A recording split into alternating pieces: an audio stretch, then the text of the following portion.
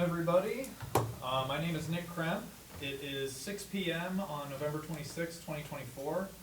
I'm Nick Kremp. I'm the conservation agent here in Leominster. Before we get started, I'm going to take a roll call of commissioners present, starting with Bob Seacard. Aye. Here. Mike Seekey. Here. Nick Venti. Yeah. Rich Gullick. Here. And Chuck Raymond. Here. All right. Does anyone need an agenda? I need an agenda. Pass that down. Thanks, Nick. All right. You guys got it. Okay. You can pass that down just in case staff comes up. Okay.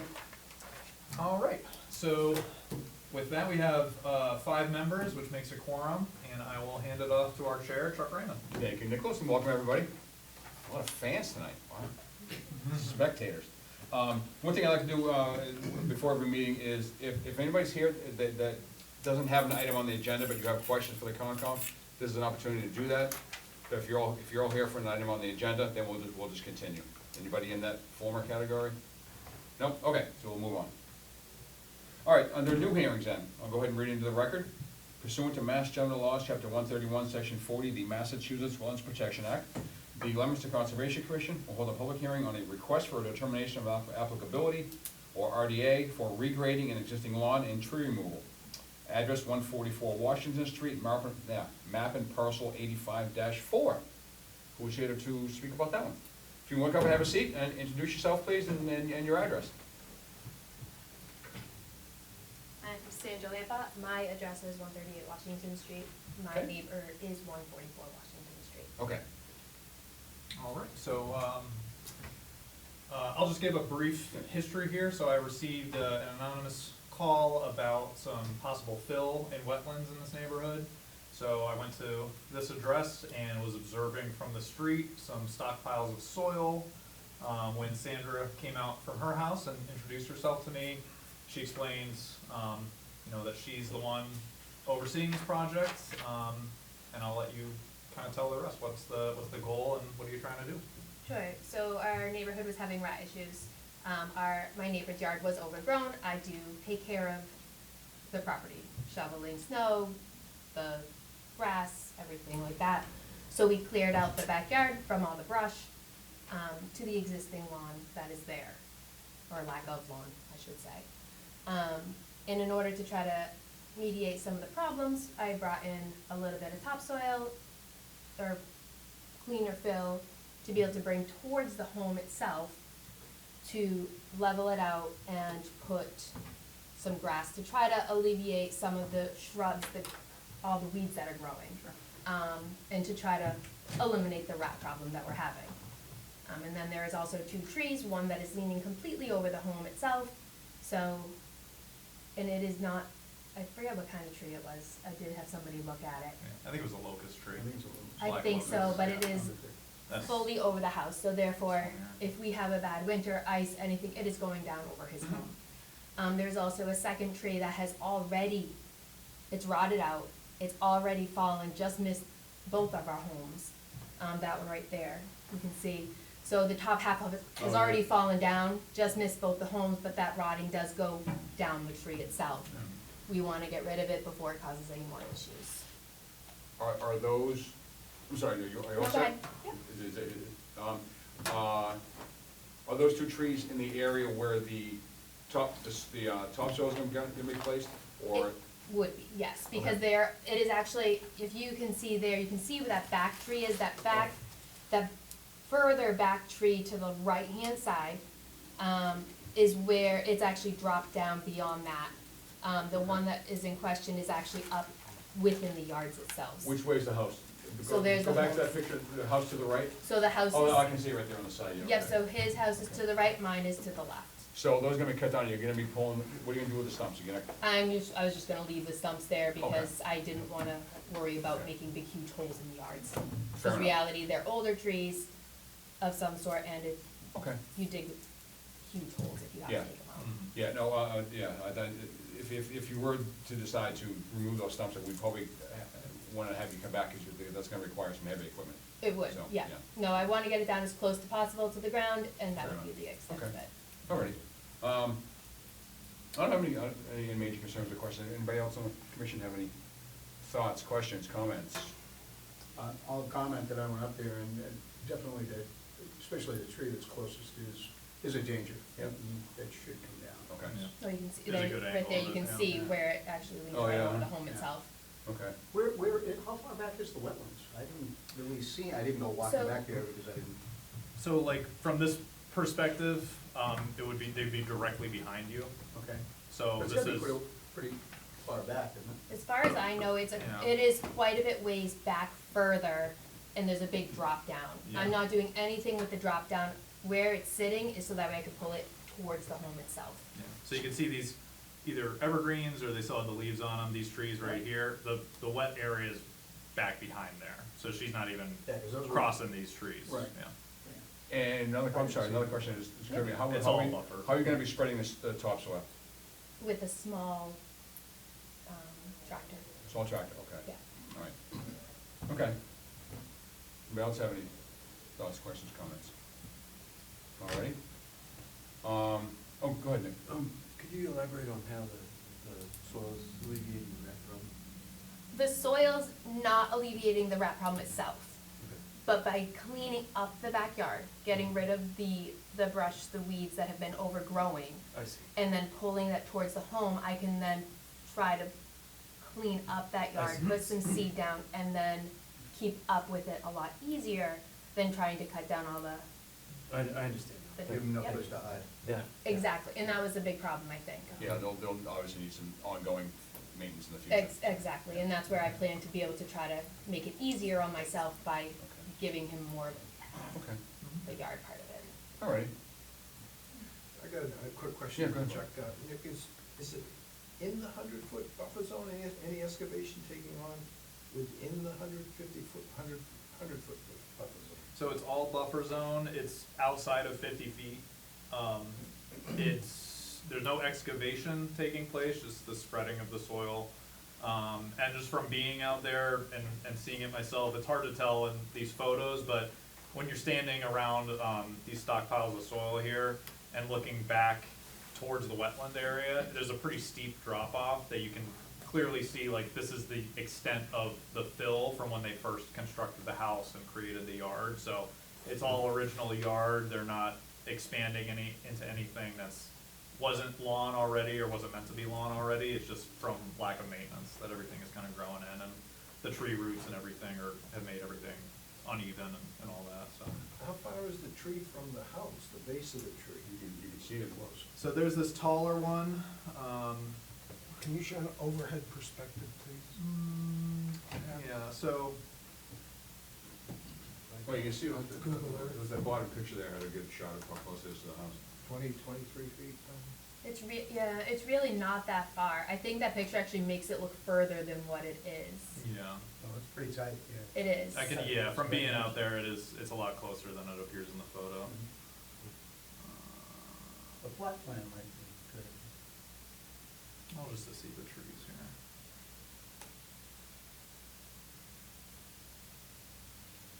Yeah, this is the one that's really leaning. Can I ask you, during a heavy rain event, several days or whatever, do you have any encroachment of water or wet coming up to the house? No, actually I don't at all, and even with the flooding, I didn't have any flooding issues because it is such a steep drop down into, the wetlands are set a little bit further back from where the drop is even, from what my understanding. And it is such a deep drop that even with the flooding, it went from my neighbors down through my yard and down into the back, like it didn't come up at all.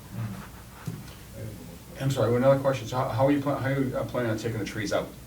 I'm gonna have a tree company come.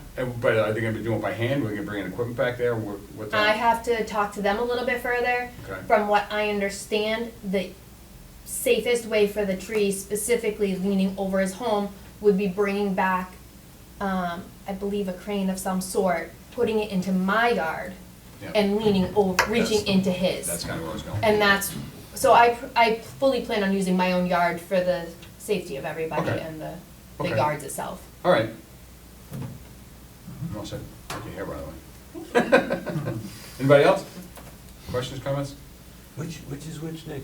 So this is the one tree that you could really see leaning in that one photo. So that's one. That's the locust. 144. Correct. Yep, this is 144, so that's the locust. This, I believe, is that, What used to be diseased the other tree. Is Yeah, that in green, 144, you can see? yeah. Is that, I can't quite see that. Yeah, this is 144, Okay. the And then highlighted you're at parcel. 138, Sandra? Correct. 130 is. So okay, mine is one the south. red roof. To the south, okay, thank you. So the one tree is kind of in between the properties a little bit here with the red leaves, and then the one that's leaning is right here. But this is much taller and diseased, so, you know, you kind of go either way when it falls. Okay. Alrighty, so if there's nothing else from the commission, open up to the audience. Anybody in the audience have any questions, comments, concerns? Okay. Alright, then I'll entertain a motion then to close this. No, do we have to close it on RDA, do we? Yeah. Oh, we do, it's a okay. hearing, Yeah. Sorry. I'll entertain a motion then to close the public portion of the hearing. I'll make that motion. Thank you, Michael. Is there a second? I'll second. Okay, I'll take the commission's vote by roll call. Bob Seacard. Aye. Mike Seeki. Aye. Nick Venti. Aye. Steph Quinlan. Recuse. Okay. Rich Gullick. Aye. And Chuck Raymond. Aye. Okay, so that's 6-0, one recusal. Okay. Nick, So, what are your recommendations? I would recommend that we issue a -2 determination. That is that the area described is within the jurisdiction of the commission, but the activity as it's described will not alter or affect the wetlands in any way. Alright, that said then, I'll entertain a motion to approve a -2 determination for this project as described by the agent. I'll once again make that motion. Thank you, Michael. Once again, is there a second? I'm gonna beat Nick, I'm gonna second that. Thank you, Bob. All right, I will take the commission's vote by roll call. Bob Seacard. Aye. Mike Seeki. Aye. Nick Venti. Aye. Seth Quinlan. Recuse. Rich Gullick. Aye. And Chuck Raymond. Aye. Okay, so 6-0, one recusal, and you are all set. So no more permitting required, anything like that. I will get you Good to Get this. go. this done. Yes. You are good to go. So I'll get you this documentation early next week, but you're free to continue with whatever work. Okay, great. Thank you so much. You don't need to see our beautiful faces anymore. All right, thank you Unless so something else- much. Thank you, Sandra. Nick, Yes. for the record, that was a 5-0 vote, not 6-0. Oh, Yes, recusal. thank you, excuse me, 5-0 vote Catch up for there. both of those. Excuse me, thank you, Rich. I'm on autopilot here. No, sir. Alright, moving on. So the applicant, which is the city, we don't have a DEP number, so they asked for a continuance. For the next one, I'm gonna go ahead and read into the record anyway. I'll open it up.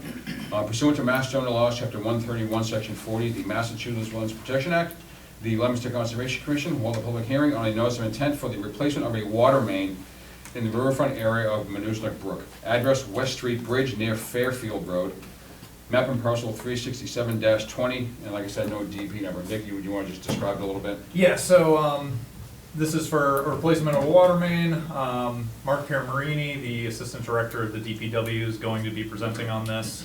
But since we don't have a file number, he just asked that we continue this. We're just opening it up because we had already advertised it in the newspaper and all that. So just in case anyone was here, to show up for that, just so you're informed, we're gonna be continuing, or I'm gonna recommend that we continue this, to December 10th, which is our next meeting. So I would just recommend that we continue this until either December 10th or until a time that we have a file number. So just very quick, so this is just to replace the pipe, this is nothing to do with the bridge, this is just replace the pipe. Just replace the pipe. Okay. Yeah. Alrighty. Mr. Chair, can I suggest that we check and see if anybody wanted to ask questions at least, since if people came out for this item? Sure. We have now opened Yeah, if it. anybody has any questions, please, I don't know how much we can answer them, but if anybody has any questions or comments, you Very good. feel free, it is open. So anybody have any? Nope. No? Okay. Not here for that one. No. Okay. Good idea, thank you, Rachel. Alright, so I'll then entertain a motion to continue this hearing until the next, what'd you say, December? December 10th. 10th. I'll make that motion. Thank you, Rich. Continue. Is there a second? I'll second. Thank you, Alright, Nick. I'll take the commission's vote by roll. Bob Seacard. Mike Seeki. Aye. Nick Venti. Aye. Steph Quinlan. Aye. Rich Gullick. Aye. And Chuck Raymond. Aye. Alright. Continued. Alright, good, thanks, everybody. And moving on to the next one, again, read it into the record. Pursuant to Mass General Laws, Chapter 131, Section 40, the Massachusetts Wetlands Protection Act, the Leominster Conservation Commission will hold a public hearing on a notice of intent for the rehabilitation of an existing dam. Address 40 Barrett Parkway, map and parcel 345-1, and no DP number yet. May I ask for somebody to present on it? Yes, good evening, Good evening. Commission. My name's Adrienne Dunk. I'm here with Kevin Finn from GZA Geoenvironmental. We're the engineering firm working with the city on this project. We met many of you on site today. So the project is the rehabilitation of Barrett Park Pond.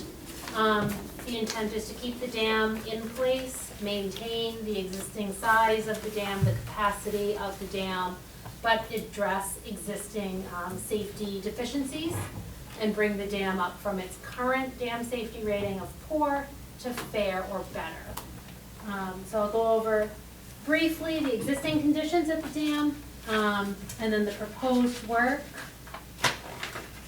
One moment while I flip the page. Excuse me. Yes. Could you turn that so that we can see? Sure, Oh, Sorry. I can project this onto the screen. that would be great. If That'd be helpful. I'm for just the- getting it, That's so we're helpful for the not, folks in the audience, yeah. Yeah. Thank you. I just don't wanna give anyone a seizure here. Right, yeah, Yeah, so just hold on a bit, Adrian, we'll sure, get this up on the screen. of course. Thank you. No problem. Sorry for not making that clear, you didn't have to be bringing that in and setting stuff up here. No problem. Okay, And I Everywhere's a can- little different. okay, and I can zoom in and flip pages wherever you need, so. Great, yeah, we're looking at drawing 3. So that's our existing Yep. conditions. So the primary concerns that we are concerned about at the dam that we'll be addressing with this project are related That goes away. to the spillway. There's a box culvert, a concrete box culvert with some placed riprap. Here it's called out as a weir. Thank you, Nick. That is undersized for the size it's supposed to be, the size dam that this is.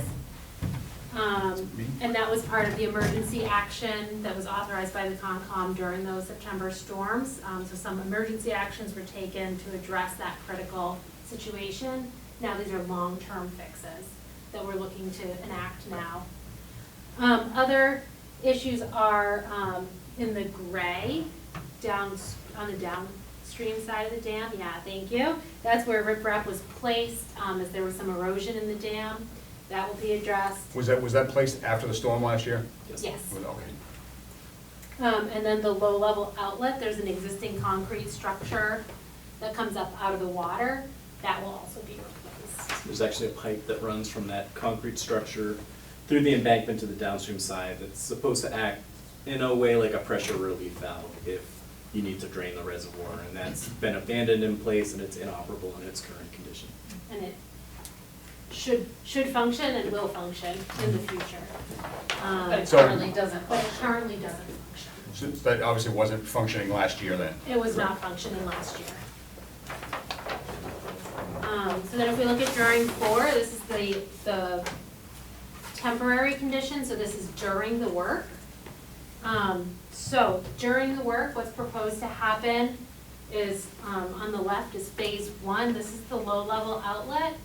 A cofferdam will be installed, so that's a small dam will be installed around that dock and the low-level outlet, so that area is dry, and work can happen there.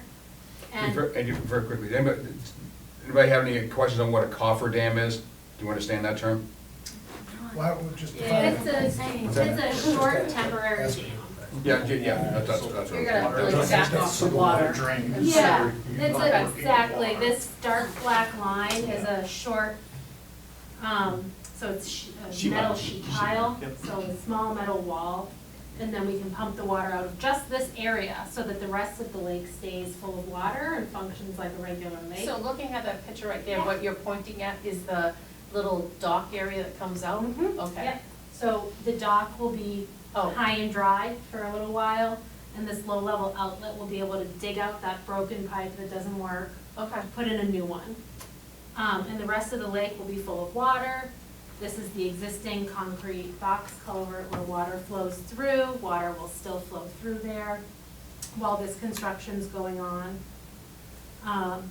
And that new pipe will go down through the dam and come out on the downstream side of the dam. Once that work's done, that sheet pile will be removed, water will return to this area, and we'll move over to the phase 2 of the construction work. Over at phase 2, we'll put in a new piece of sheet pile, a new cofferdam here. We can use this low-level outlet to manage the water in the lake. So if there's rain, we can manage the water there so that this work area stays dry. So it's all about keeping workers safe, keeping the construction materials safe while the work's going on. And just like, cofferdams are very standard practice when doing construction in the water. You've got to work in dry conditions, the cofferdams is the way to do that. Exactly. So in there, over on this side, what we're gonna do is we're gonna remove that existing concrete box culvert, and we're gonna put in one that's a little bit shorter in length, but it's wider. And so that will allow that will pass a 100-year storm, and that, a 500-year storm, my mistake, and that meets the Office of Dam Safety requirements for this size dam. So that's more compliant, or that is compliant. It'll be in the same place, it'll be just more under the embankment, so you actually see it a little bit less. So And how much has the cross-section really increased? You mentioned the length and the width, but not the height. The height is changing or not? the height is not changing. There is one of the later drawing sheets shows existing opening and proposed opening. So I think it's maybe sheet 6, either page 6 or 7, shows the, So how much bigger is it now with the new one? I will have to check, I don't recall that off the top of my head. The openness ratio is increasing. right there on the right side of the screen. Yeah, it's existing. Yep, existing and proposed. Does it have volume? Yeah, the So new one's down it's- below, and the new one's down below. Yeah, 6 foot 2 inches wide. Let's see a height. It's hidden by the hatching. It's right off to the left side, yeah, just buried in there. The important, the important thing Yeah. to note is that It looks the, like 3 feet. If you look at the scale down there, and you turn it sideways, it's pretty close to 3 feet, I think. Yeah, 3'4" tall, Okay. Is the existing? yeah, is the existing. And the proposed is 4'1" tall, and it's going from 6'2" wide to 8 foot wide. and the, So 20-ish square feet opening to, what, 32? 32. Yes. and the important thing to note too is that the sill elevation is going to stay the same. So the pond level under normal conditions will stay the same elevation that it is. So we're keeping the pond at the same height, we're just widening the weir so that it can pass more flow during a flood. Did I misunderstand? The current box culvert was there for the storm, or did you replace that afterwards? The current box culvert was placed after the storm. Okay. Yep. And so it replaced something that obviously was way undersized, and so it will handle, if we were to have another intermediate storm, it would be better equipped to handle it than the previous. The previous spillway is still there. In the top view there, you can see the outline. It kind of, Oh, yeah. I don't know, Yeah. looks like a U on the top. So it's just a spillway? It's just a spillway. The box culverts were placed upstream. A big purpose of those was for construction vehicle access across. Yep. So those are wider than the existing spillway, but the spillway is the control point right Got there. it. Thank you. So that channel was just over a year old, less than a year old. It was put in after the 2023 storm. The box culverts that are there now had been there for about 15 months or so. But the channel was there, but you The replaced the spillway box. was there, Spillway yeah, was there. the Yeah, spillway, the U shape, that 7 foot something 11 dimension on the top, that has been there for many, many years.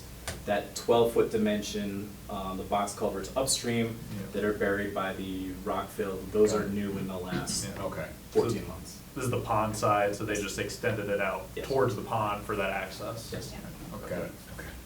And then with the new condition, if you scroll down just a shade, what it will look like when the new culverts go in. There'll be a railing that extends in a U configuration extending up into the reservoir to make it a lot more sightly than it is now, and to have that recreational access improvement. We got a little sidetracked, so what page are you on? Yeah, so on 4, I'll Okay. finish up describing the proposed work. Okay, I just wanna. No, just that's on the great. Same thing, yes. Yeah. All right. Thank you. So in this darker gray area on the right-hand side, this is all some proposed regrading. Right now, if you've seen the dam, this is where there's riprap that has a big kind of a drainage feature on the side. That's all going to be graded to a more stable slope, and it will be engineered material, so they put down different types of material, but ultimately loam and seed, so it will all be grassed. And there will be tree removal on the dam embankment side, which is a requirement of the Office of Dam Safety. And so in the future, when you walk along this trail, which will be reestablished along the top of the dam, and you look downstream, downhill, that will be open and grassy to the stream downstream. And then on the far side of the stream, we're not gonna touch it, that will remain forested, but the dam itself will be turf grass. Adrian, quick question. I wasn't able to make it out with you folks today, but I went out there by myself a week or two ago. And I actually walked down to the bottom of the dam face.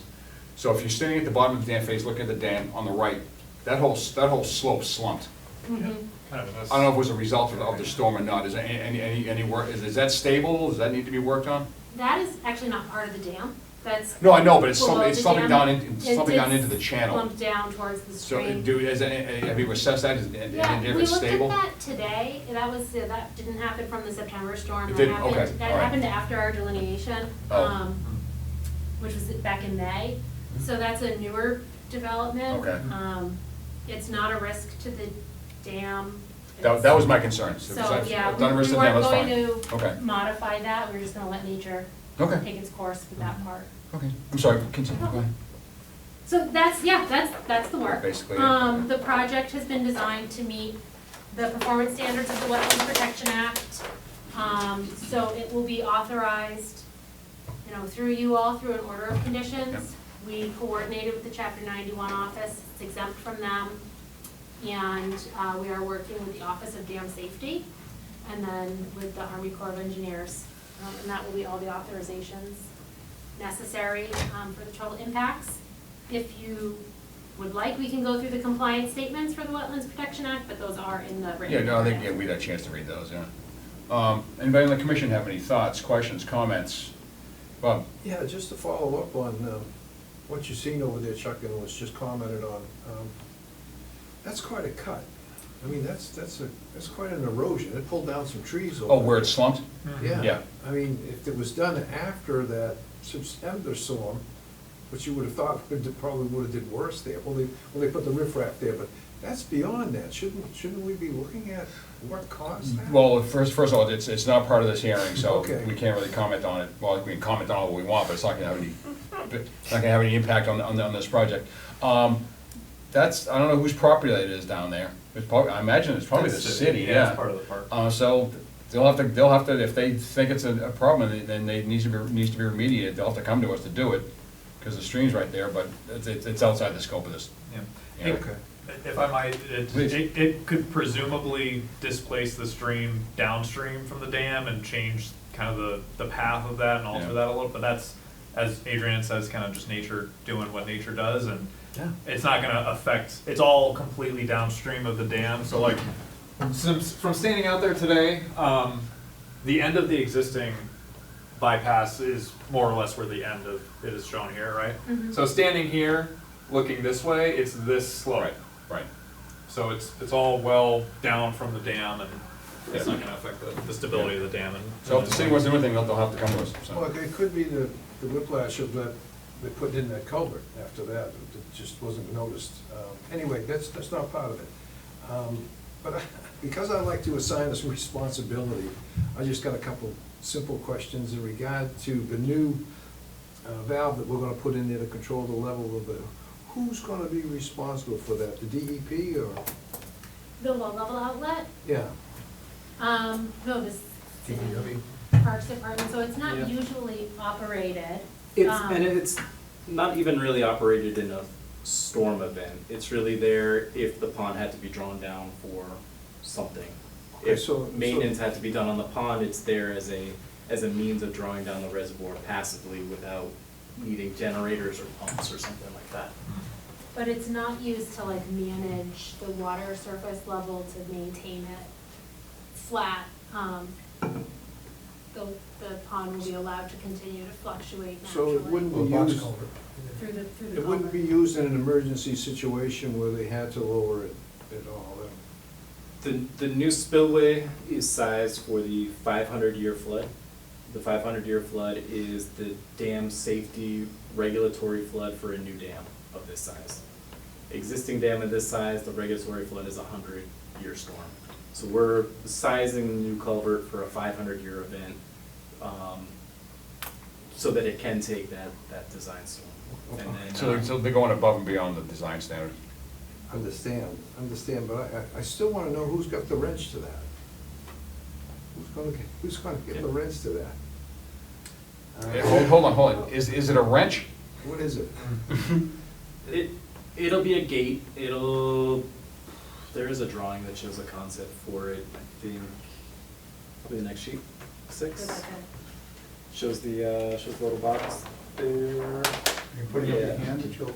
Yeah, seen on in the blue water that's coming in, there'll be a valve there, You'll it'll take responsibility of that? probably be like operated by a torque wrench or something like that, so not by hand. You'll need to bring a piece of equipment out to operate it, the box top will be locked, so it's not inadvertently operated.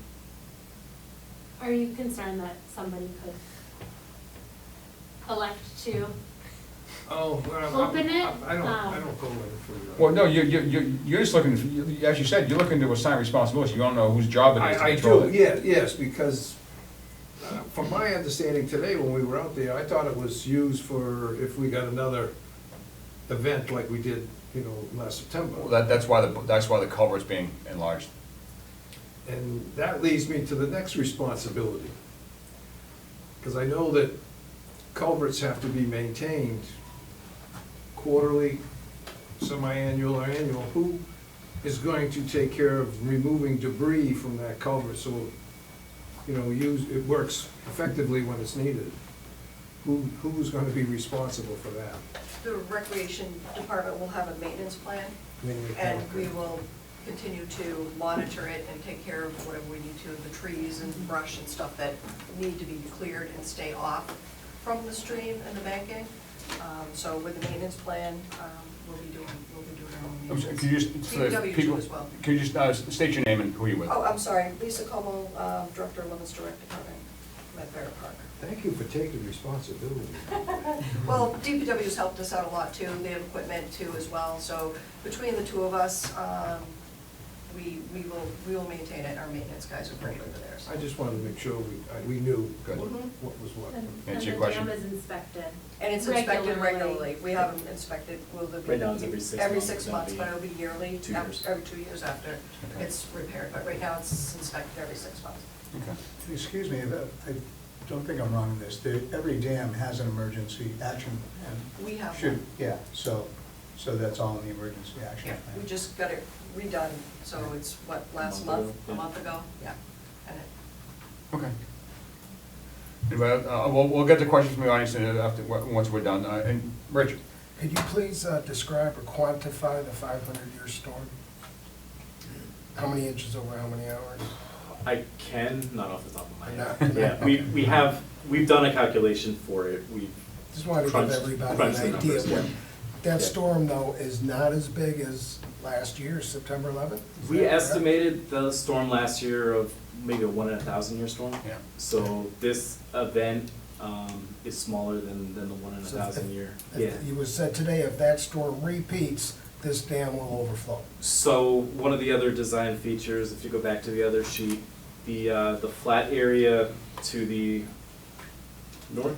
So yeah, that's part of the regrading and building that where it's gonna be grassed.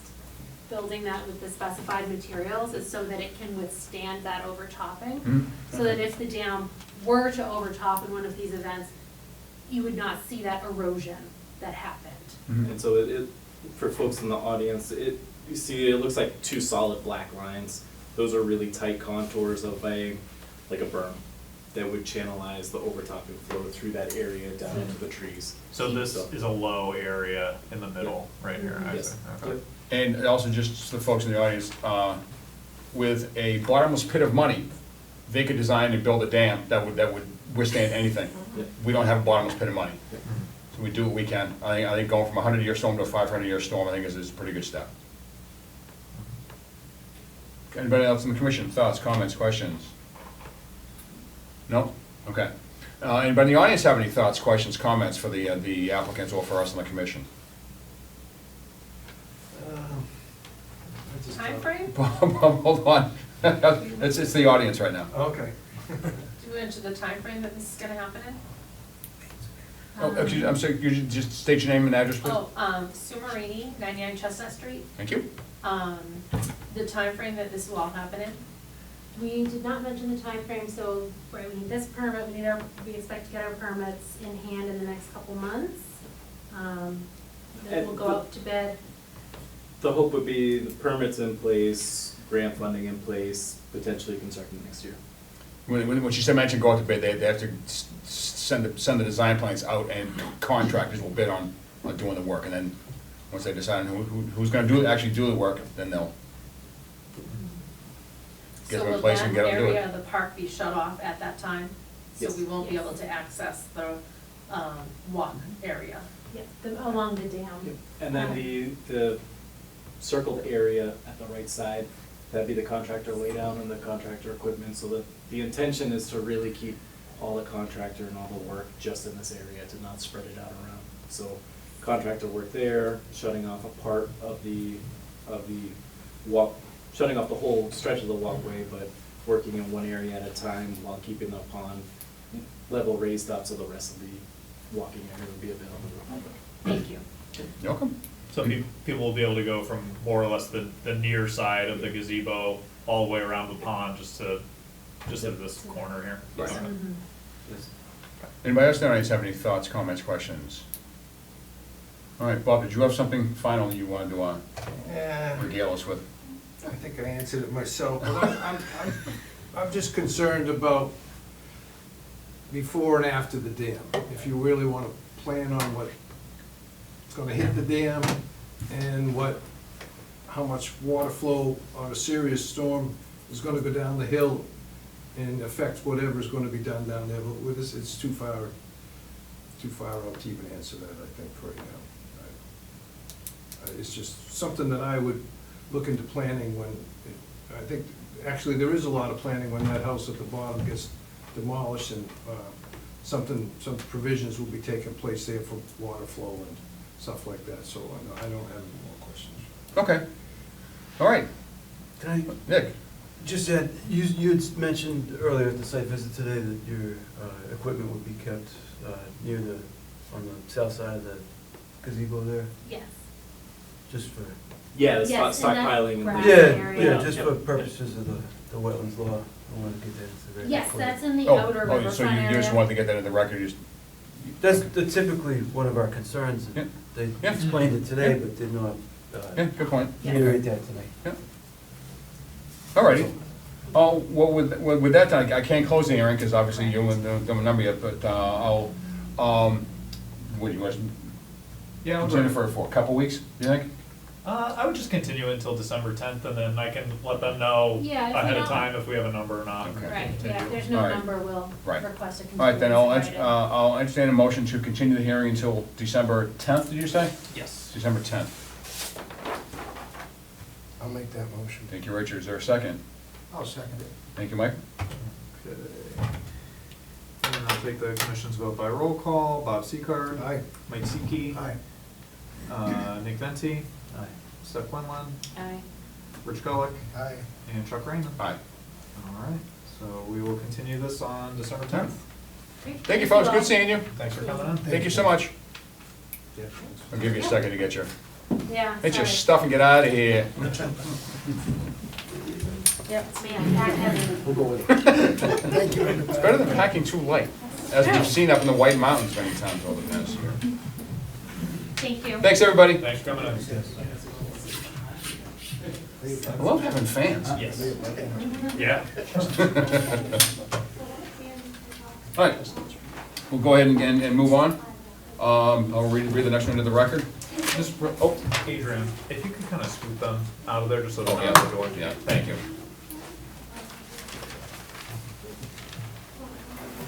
All right, start again. Pursuant to Mass General Law, Chapter 131, Section 40 of the Massachusetts Wildlife Protection Act, the Leominster Conservation Commission will hold a public hearing on a request for determination of applicability, or RDA, for tree removal in a wetland buffer zone.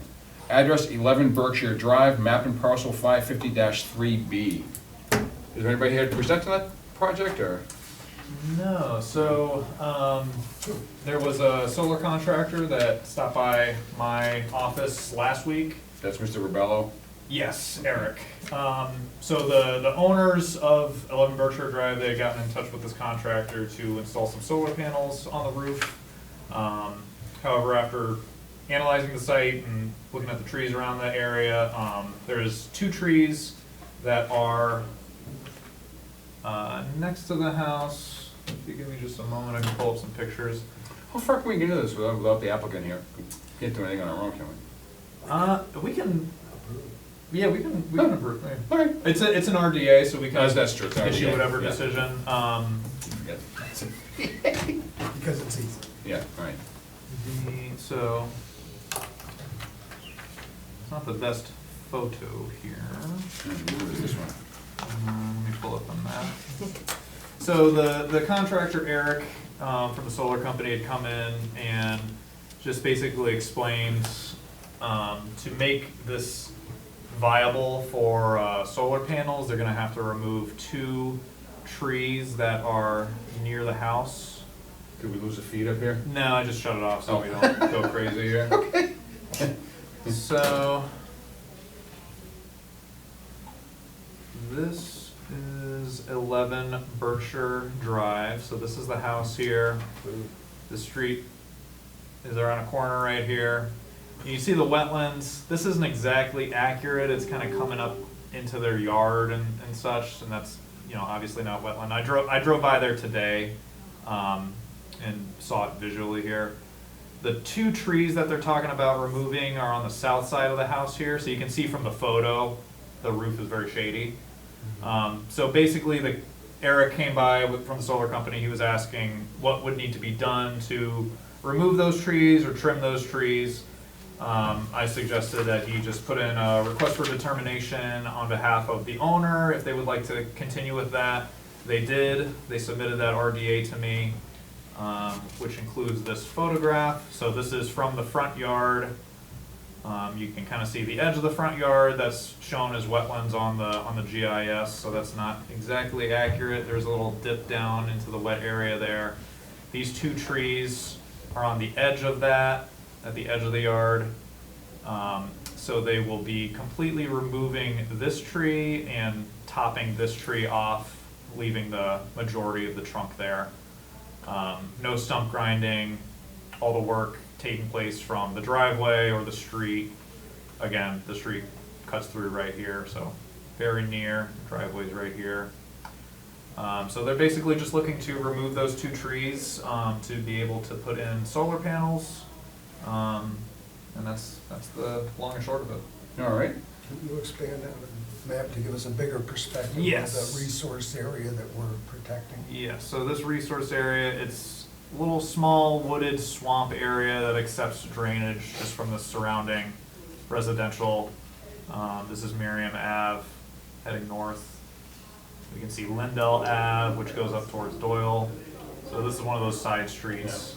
So are the trees in the wetland, or are they technically in the buffer? I would say they're kind of right on the edge. It's Yeah. very similar to another project we had on Lindell Ave. Right around the corner. Where the insurance had requested that the owners remove some trees because they were overhanging the garage. Which they have since done. They have since done. Very close to the edge, but no stump grinding. Yeah, in that case, in some cases, they took a tree out, in some cases, they dropped some trees into the wetland. In Yeah. other cases, they just cut them off at a certain point and pull the rest out. Yeah. I don't know, I mean, I personally don't love the idea, like, I understand wanting to remove the tree to get light through, but the canopy is, like, pretty important for shading the wetland. It's gonna let all the sun through everywhere. I appreciate Rich's question about scrolling back a little bit to see, you know, the greater context of the resource area. But, you know, Okay. there's a reason we like canopy and shade. That's a good point. Yeah. Anybody else have any thoughts or questions? Do you remember the name of the solar company, Nick? It's Sun, right here, Sunrun. Guy's email address. Sunrun? Yep, Sunrun. Thank you. Eric Rebello at sunrun.com. Trees are in good condition, I'm presuming? They're only being taken down for the solar considerations? I believe so. Like I said, I just stopped by there today and everything's lost their leaves, but from what I can tell, they're relatively healthy. There's a few kind of dead branches on the top, and I think you can, you can't really see Yeah, it's here, kind of, but. they look alive. Yeah, this It's tree's tough to pretty tell. good. There's a couple kind of hangers out here, but All right. they're more or less together. What are your recommendation on this one, Nick? Can I ask one more question? Sure. So they're not just talking about topping the branches, they're gonna take it right down to the main trunk? Is that? That Yeah, they're effectively cutting the tree in half, but they're leaving the majority of the trunk there. Because they're just removing it for the solar panels. They're not trying to expand the lawn or do anything like that. It's just to, you know, provide some access to the sun there. So the trunk will remain as, you know, potential habitat for what have you. I almost forgot. Anybody in the audience have any thoughts or questions on the project? No? Okay. If I could say one more thing. Yeah, please. I mean, I agree with Steph, and if the owners were here to say, yes, we are gonna go forward with the solar plan, I'd feel better about talking about it, but in this case, if they're not here to say, we're gonna take the trees down because we're gonna improve our efficiency of the house, they could be taking the trees down and never do the solar, then I don't think that's a fair trade-off. Okay. May I ask something? You're suggesting a conditional approval in effect? Like, it might be approved if they were doing it for sure? I wouldn't say I would approve, I would just hate to see them be taken down and then just say, nah, you know, we don't want to. I think you got a good idea, sir. I think Nick? this illustrates the importance of that 100-yard, or that 100-foot buffer. I mean, because this is an instance where, you know, we say all the time, well, what's the slope look like going down to that wetland? Here we've got these big trees that are shading the house, and the house is built very close to that wetland. It would be preferable that the Yeah. house wasn't Right, that close, yeah, I so they mean, so- could remove trees so and get the light they need. We see this often where there's a proposal to build, for new construction, where like the house is like at the edge of that 100-foot buffer or within the 100-foot buffer. And so I think this illustrates an example of why we want to like respect that 100-foot buffer in any event, just because houses and trees don't get along very well.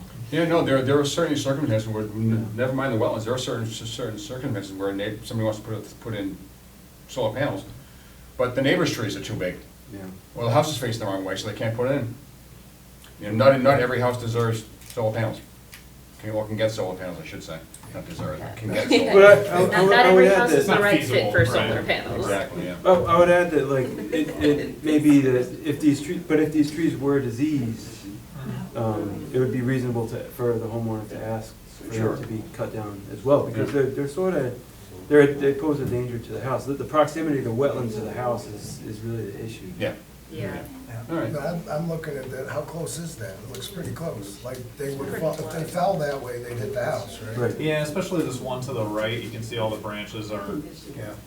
because it's leaning out to this opening, Sure. right, over the house, so. But as far as we can tell, at least when I wasn't at the site, but I could have told you if they were alive, but looking at the aerial photograph, they look like they're pretty healthy, so. They look Yeah. mostly healthy. Yeah. Yeah. All right. That said, everybody on, Commissioner all set? All right. Nick, what are your recommendations? Yeah, so based on how we've made determinations in the past, it's not an apples to apples comparison exactly, but it's a very similar project. It's in the buffer, it's very close to the wetland, but it is also very close to this person's house, which Yep. is unfortunately for the wetland, it is already there. Yep. So I would be remiss to tell these people that they can't, maintain these trees that are right next to their house. I'm kind of split down the middle, but I would lean towards a -2 determination. Okay. Based on our previous determinations, such as the Lindell Ave. Okay? Please scenario. describe that again for everybody, the negative. So the two. Lindell Ave. No, The negative two. -2 is a determination which states the activity in question is in the jurisdiction of the commission, so it's either in wetlands or within that 100-foot buffer or 200-foot riverfront area. So that the activity is in our jurisdiction, however, the activity described is not going to negatively impact the wetlands Okay? or alter the wetlands. Is Okay. the exact word. All right. Yeah. Well, with that said, though, I'll entertain a motion to approve Nick's determination for -2. I'll make the motion, Chuck. Thank you, Bob. Is there a second? I'll second it. Thank you, Rich. Okay, so I will take the commission's vote by roll call. There's Bob first and then Rich second, right? Yep. Okay. So, Bob, what is your vote? Aye. Okay. Aye. Mike? Siki? Uh-oh. Stinky. Don't hurt yourself. Aye. Okay. Nick Venti? Aye. Seth Quinlan? Nay. Rich Gullick? Aye. And Chuck Raymond? No. All right, so the vote is 4 ayes to 2 nays, and the determination passes, so it is a -2 determination. Okay? All right. So good. Another example, we don't always have to vote in lockstep, so, Mhm. all right. Thank you, everybody. Okay, Good. so I will get back in touch with Eric and get him that determination. Okay, good. Thank you, Nick. All right, moving on to, we have one continued hearing. I'll read it the record. Pursuant to Mass General Laws, Chapter 131, Section 40, the Massachusetts Wetlands Protection Act, the Leominster Conservation Commission will hold a public hearing on a notice of intent for the reconstruction of an office building in the riverfront area of the North Nashua River. Address 501 Main Street, map and parcel 323-9, DEP file number 199-1203. Sir, introduce yourself and who you with. For the record, Bill Hannigan with Hannigan Engineering. Welcome, Bill. How are you? Very well. Chris couldn't make it tonight, so I'm kind of filling in. Yeah, Nick was telling me earlier you couldn't get a hold of Chris today. Yeah. We're wondering what's going on. He's gone till Tuesday, so. Okay. Okay. It is the holiday. It is, after all. And Yeah. he's a young father, so Yes. we'll let him do his thing. That's right. Which we've all done. Maybe not all of us, so. We. So, I don't know if these, Yep. The same this is plans? fine. Okay. Yeah, my understanding was that the commission's done several reviews of the project. There's been discussion back from DEP. There's been some comments that have been addressed in letters back and forth with DEP. And that the last item on the agenda was really about the designation of impervious areas on the property with respect to the paved areas, rooftop areas, and gravel areas.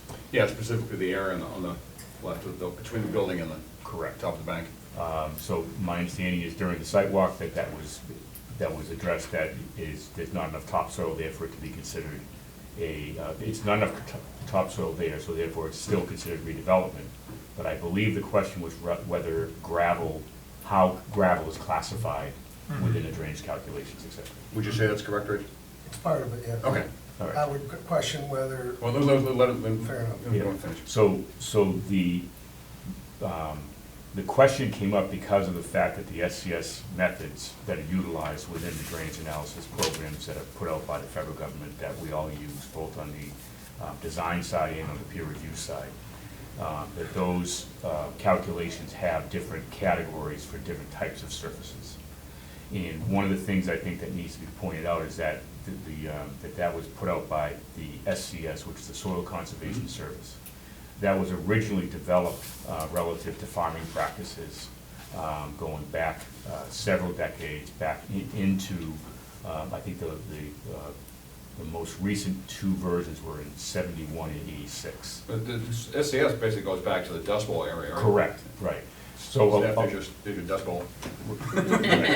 Sorry, go ahead. So the designation of, and this has not been an unusual question that has been asked. It's not something that we haven't had to address before. Mhm. But the designation of gravel within that chart is like I think a 7, depending on the soil type, is like a 74 or 73, somewhere in that range.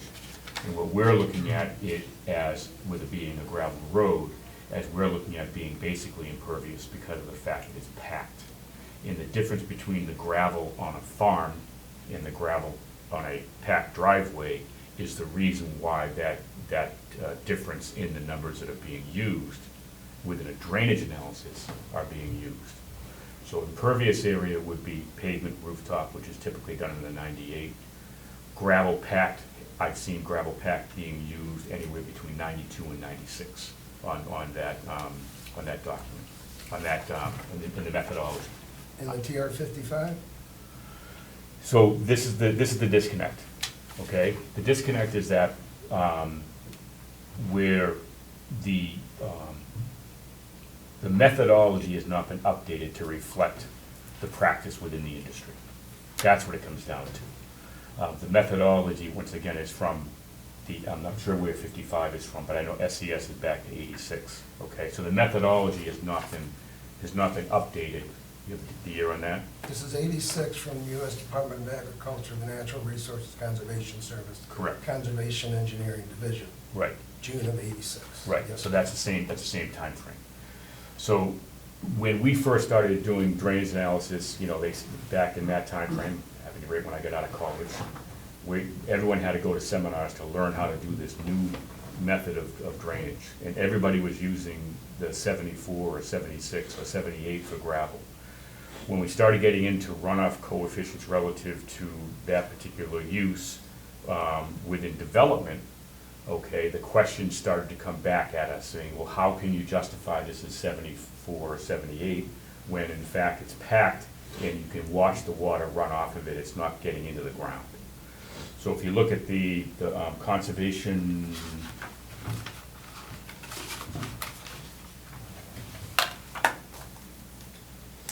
the handbook for hydrology handbook for conservation commissioners came out in 2002, and the definition of impervious surface, a hard surface area which either prevents or retards entry of water into the soil mantle as under the natural conditions prior to development, and or a hard surface which causes water to run off the surface in greater quantities or increased rate of flow from the flow present under natural conditions prior to development. Common impervious areas include, but are limited to, I think that's an odd way of saying it, rooftops, walkways, patios, driveways, parking lots or storage areas, concrete or asphalt paving, gravel roads, packed earthen material, and oiled macadam or other surfaces which similarly impair the natural infiltration of stormwater. Okay? So that's where we rely on changing the number. Okay?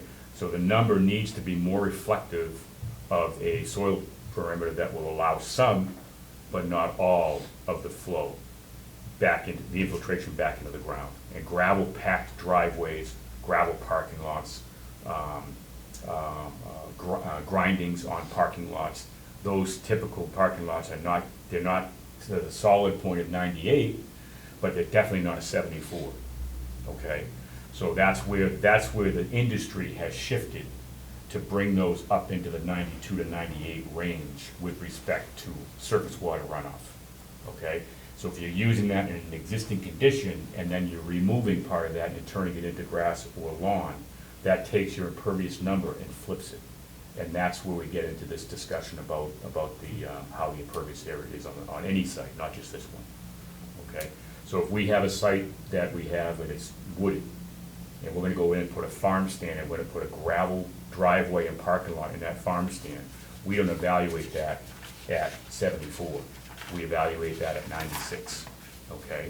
Because of the fact that once you start driving over, if you just opened up a gravel area and left it there, then now you're talking about an area that's an open sand bed essentially, that goes in and just drains in. But the gravel packed areas that get driven on, that get plowed, that get driven on more and get plowed again and get packed, you know, a lot of these driveways are actually brought in with other materials and rolled, okay, such as with grindings. So this is, I think, the good engineering judgment that you use on a project whenever you get involved with stuff like this, is to get your head out of the hole and look around and say, what's really happening on the surface? And this is a classic example of that. So that's I believe that's the explanation that we're offering relative to that particular subject for this project. Okay. All right. Thank you, Bill. Anybody, any questions for Bill? Nick? Yeah, what determination, on what evidence was it determined that this is compacted gravel? Visual and being on site.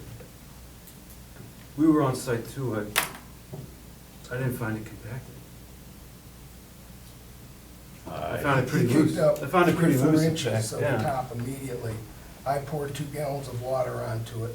None of it ran off this surface. It all went in. Some went for about 3 feet, but it all went in. I do not accept it as impermeable. So let me ask you this question, not you folks. So if it's impervious, I'm sorry, if it's pervious and the water's soaking in, they will have to do a certain amount of, What we would have to do is we would have to put in a stormwater system, okay? so, which would be different than if it's which would be less than if it's impervious, because if it's impervious, it's all gonna run right off, and you've got to capture it before it gets into the river, correct?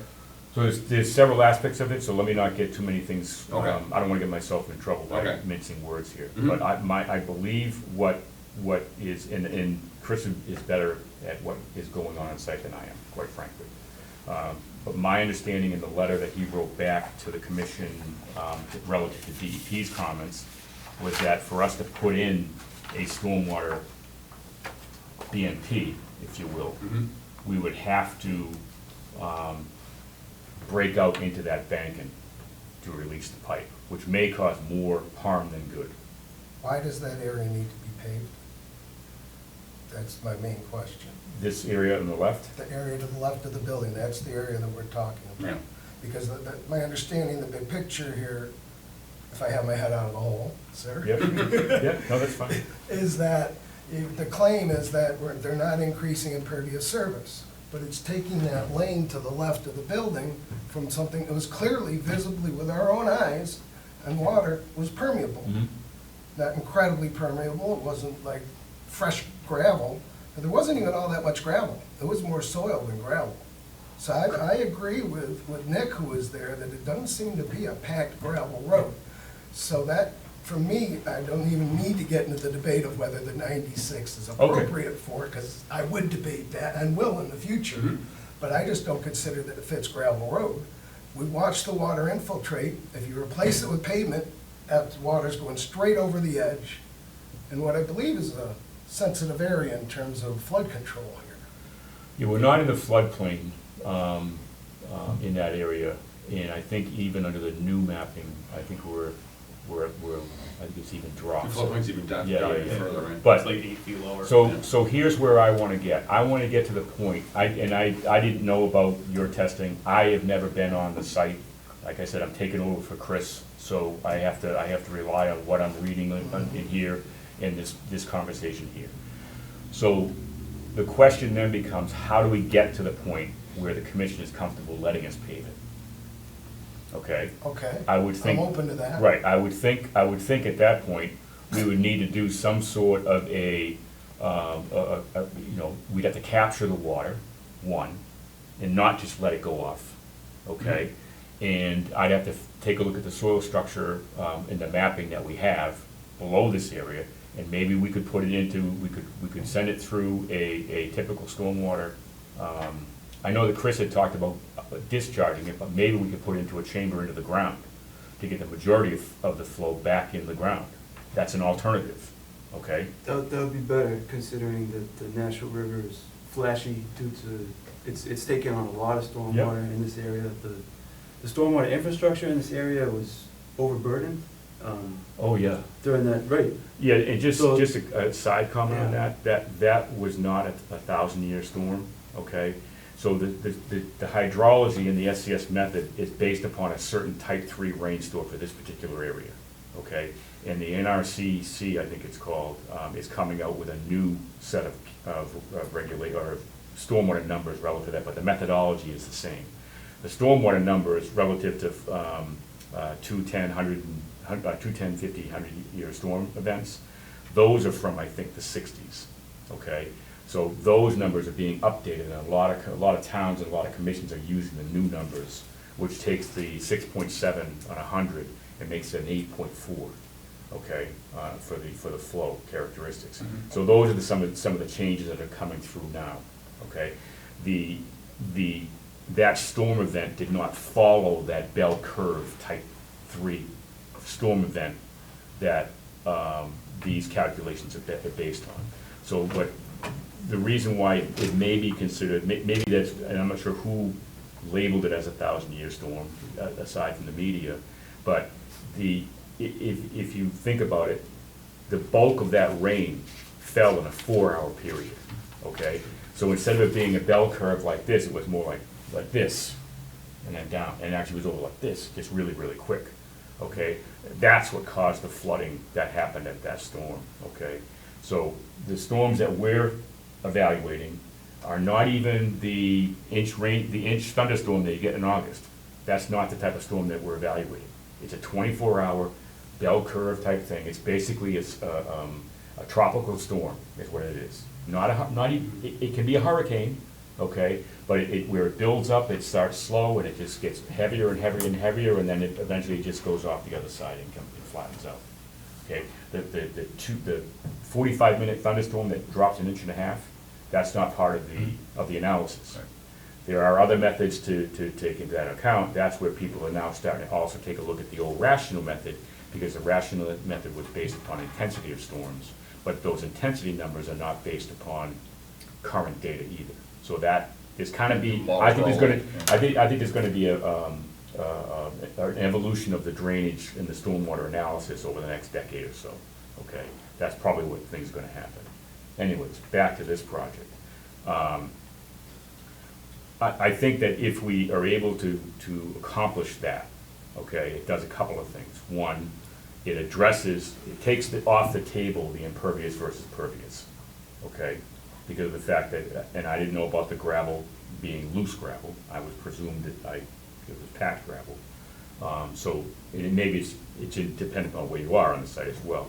There's some gravel in it, but there was. I think what's happened is there's some gravel put down and it's sort of been filled in by sand and silt. And the sand and silt is sort of filling the pore spaces. I wouldn't describe it as compacted, but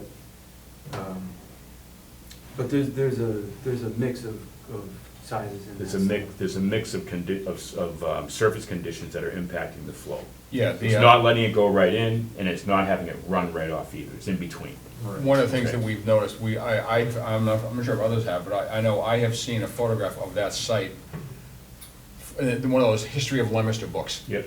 So the photograph of that site with some type of, I didn't say industrial, but some kind of commercial operation there in the 1890s. So at least 130 years that place has been developed and driven on, walked on, who knows what on. So as I recall, one of the big issues here is the reduction, and I'm not, I get so confused with the Riverfront Act, I apologize, but part of it is, even a project like this, that they look, within 200 feet, they look to have a decrease in the amount of pervious area. That's, Decrease in impervious area. I'm sorry, decrease in impervious, I'm sorry. That's okay. I got excited for a second. Decrease. I like your definition. So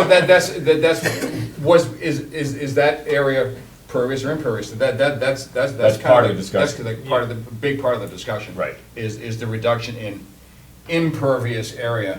Yes, that is. Keep using the wrong, so. Right, so I'm not sure how we would classify, I'm sure, and I don't know, once again, I'd have to talk to Chris. I'm presuming that there are areas of packed gravel out there, and there are areas maybe of not so packed gravel out there. Am I correct in saying that? Are there some areas that are more packed than others, or? There's Or is nothing- all the there's- gravel just there's loose? nothing packed tightly enough where like you couldn't fit roots in there. I mean, there's little vegetation creeping in there. It's not like a gravel road. But where that's was it, driven where over. was it 5 years ago? Where was it, when they originally approved it, where was it? Because my understanding is that this was originally approved to be done this way under the previous order. Am I correct in that? I'd have to review those Yeah. old plans, I'm not sure. But I thought they were, That was when we did the certificate of compliance on, right? Yes, Yeah. that was. 'Cause no work was never done. Right. Yeah, Yeah. So- but it was previously approved, yeah. I can't recall if it was exactly this layout, but it was Right. approved before, yeah. Right, so I'm trying to get to the point where, because I think the planning board really wants that driveway coming around. I think everybody, from what I've been told by Chris, I think everybody thinks it makes sense to have that driveway come around.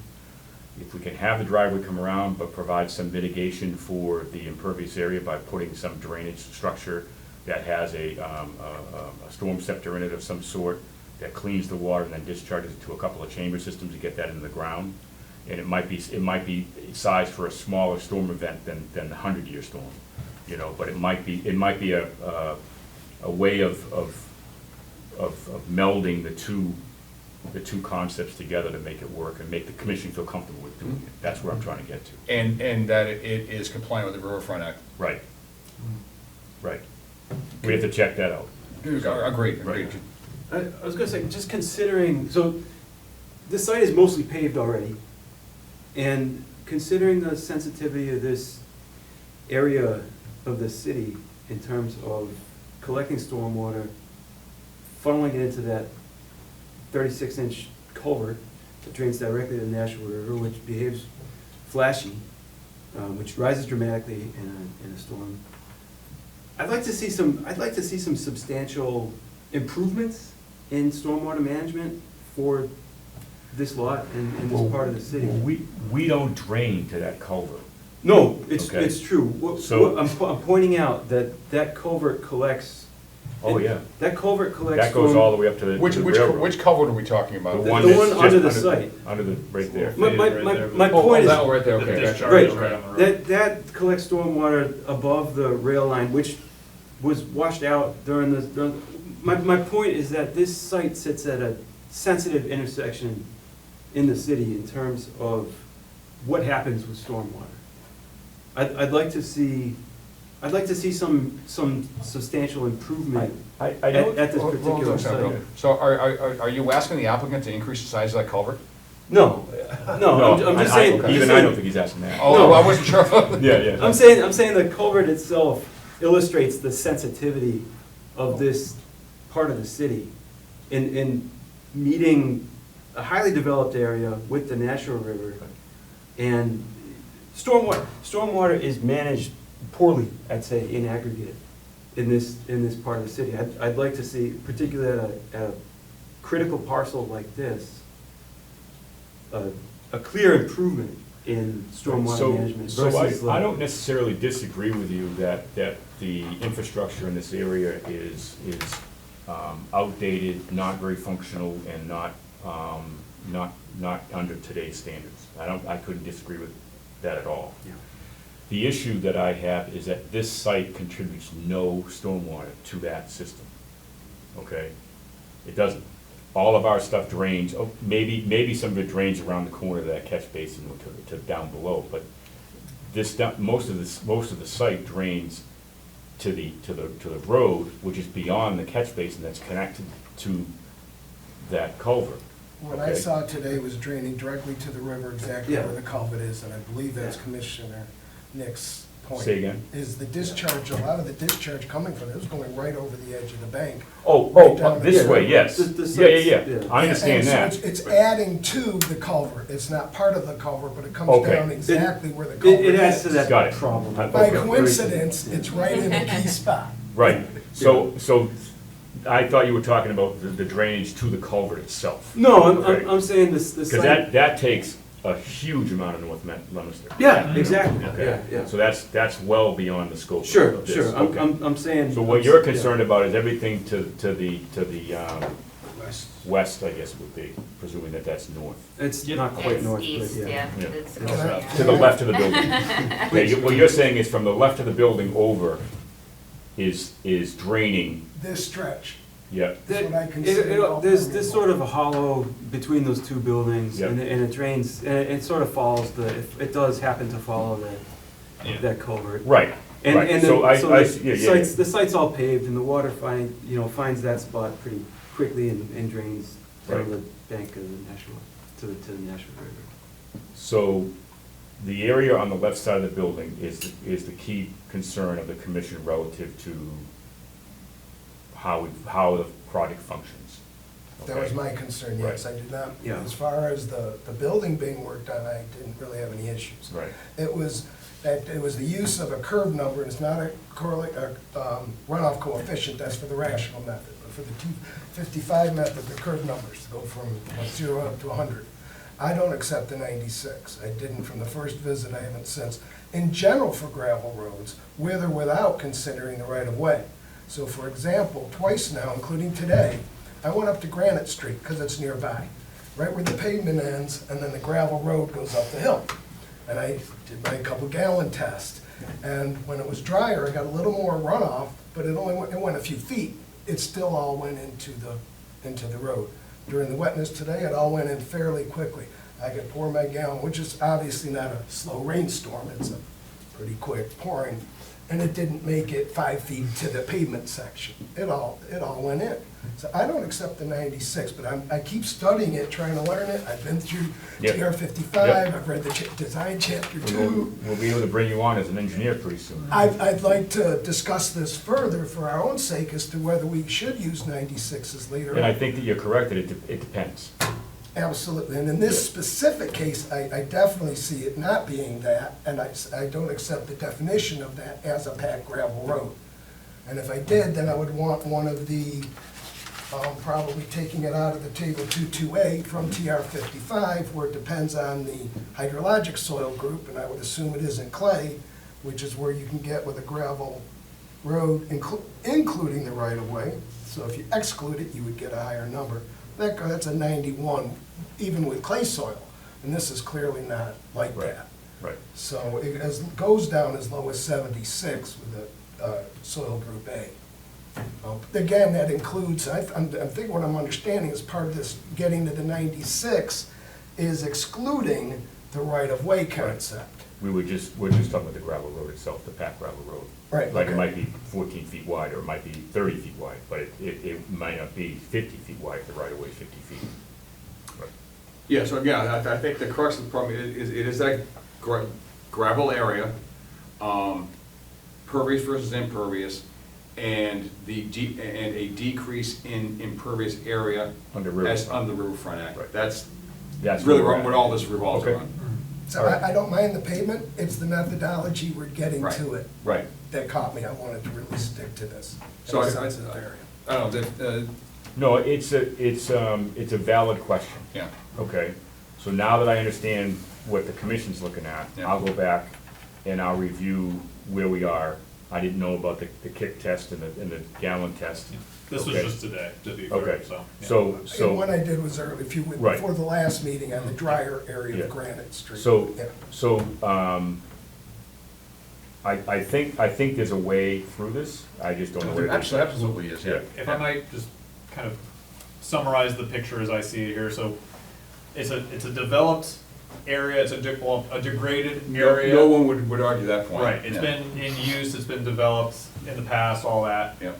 The real disagreement is with how much of a change is this from the current condition to a paved condition? And whether, we accept the 96 or lower value, I think it's, it's without a doubt that paving this area is going to increase peak runoff, which has to be dealt with in some way, which Right. you have done to some extent with the ditch, with the Filter drainage strip. ditch, the filter strip, yes.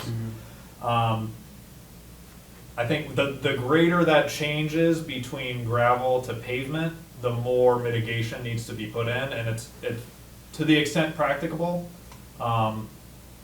I personally think, putting in some underground storage to help deal with some of that in addition to this filter strip is a good idea. That seems to make this pavement a little bit more palatable to me. I don't know how the commission kind of feels about that. What's a filter strip doing, and what do you mean The by filter that? strip is the 2-foot wide crushed stone It's- yeah. apron along the edges there right now, that would, not today, but is on the plans for it being installed.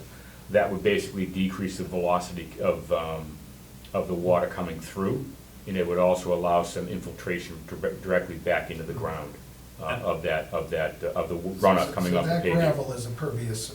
No, No, because you're digging it. It's basically track rock, It's- like a it's 3/4 track inch track rock, rock. Yeah.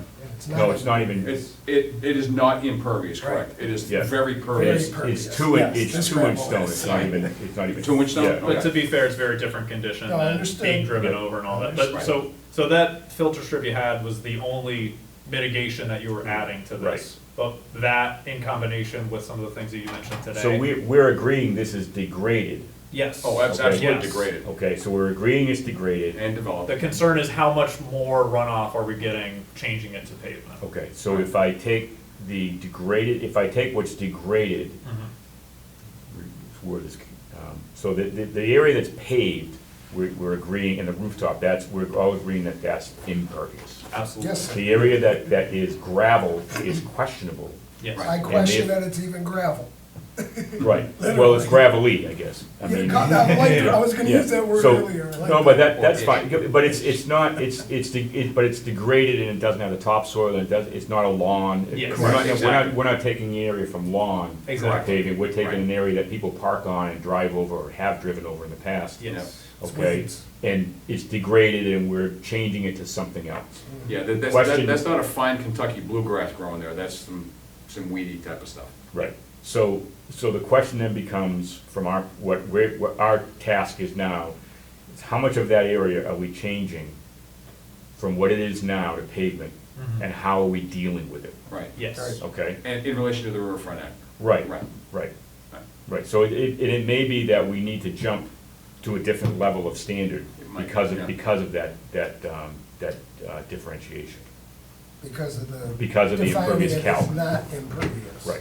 Everyone agrees it's degraded, Yeah. it's just not, it's not Correct. agreed what's the number for impervious and not.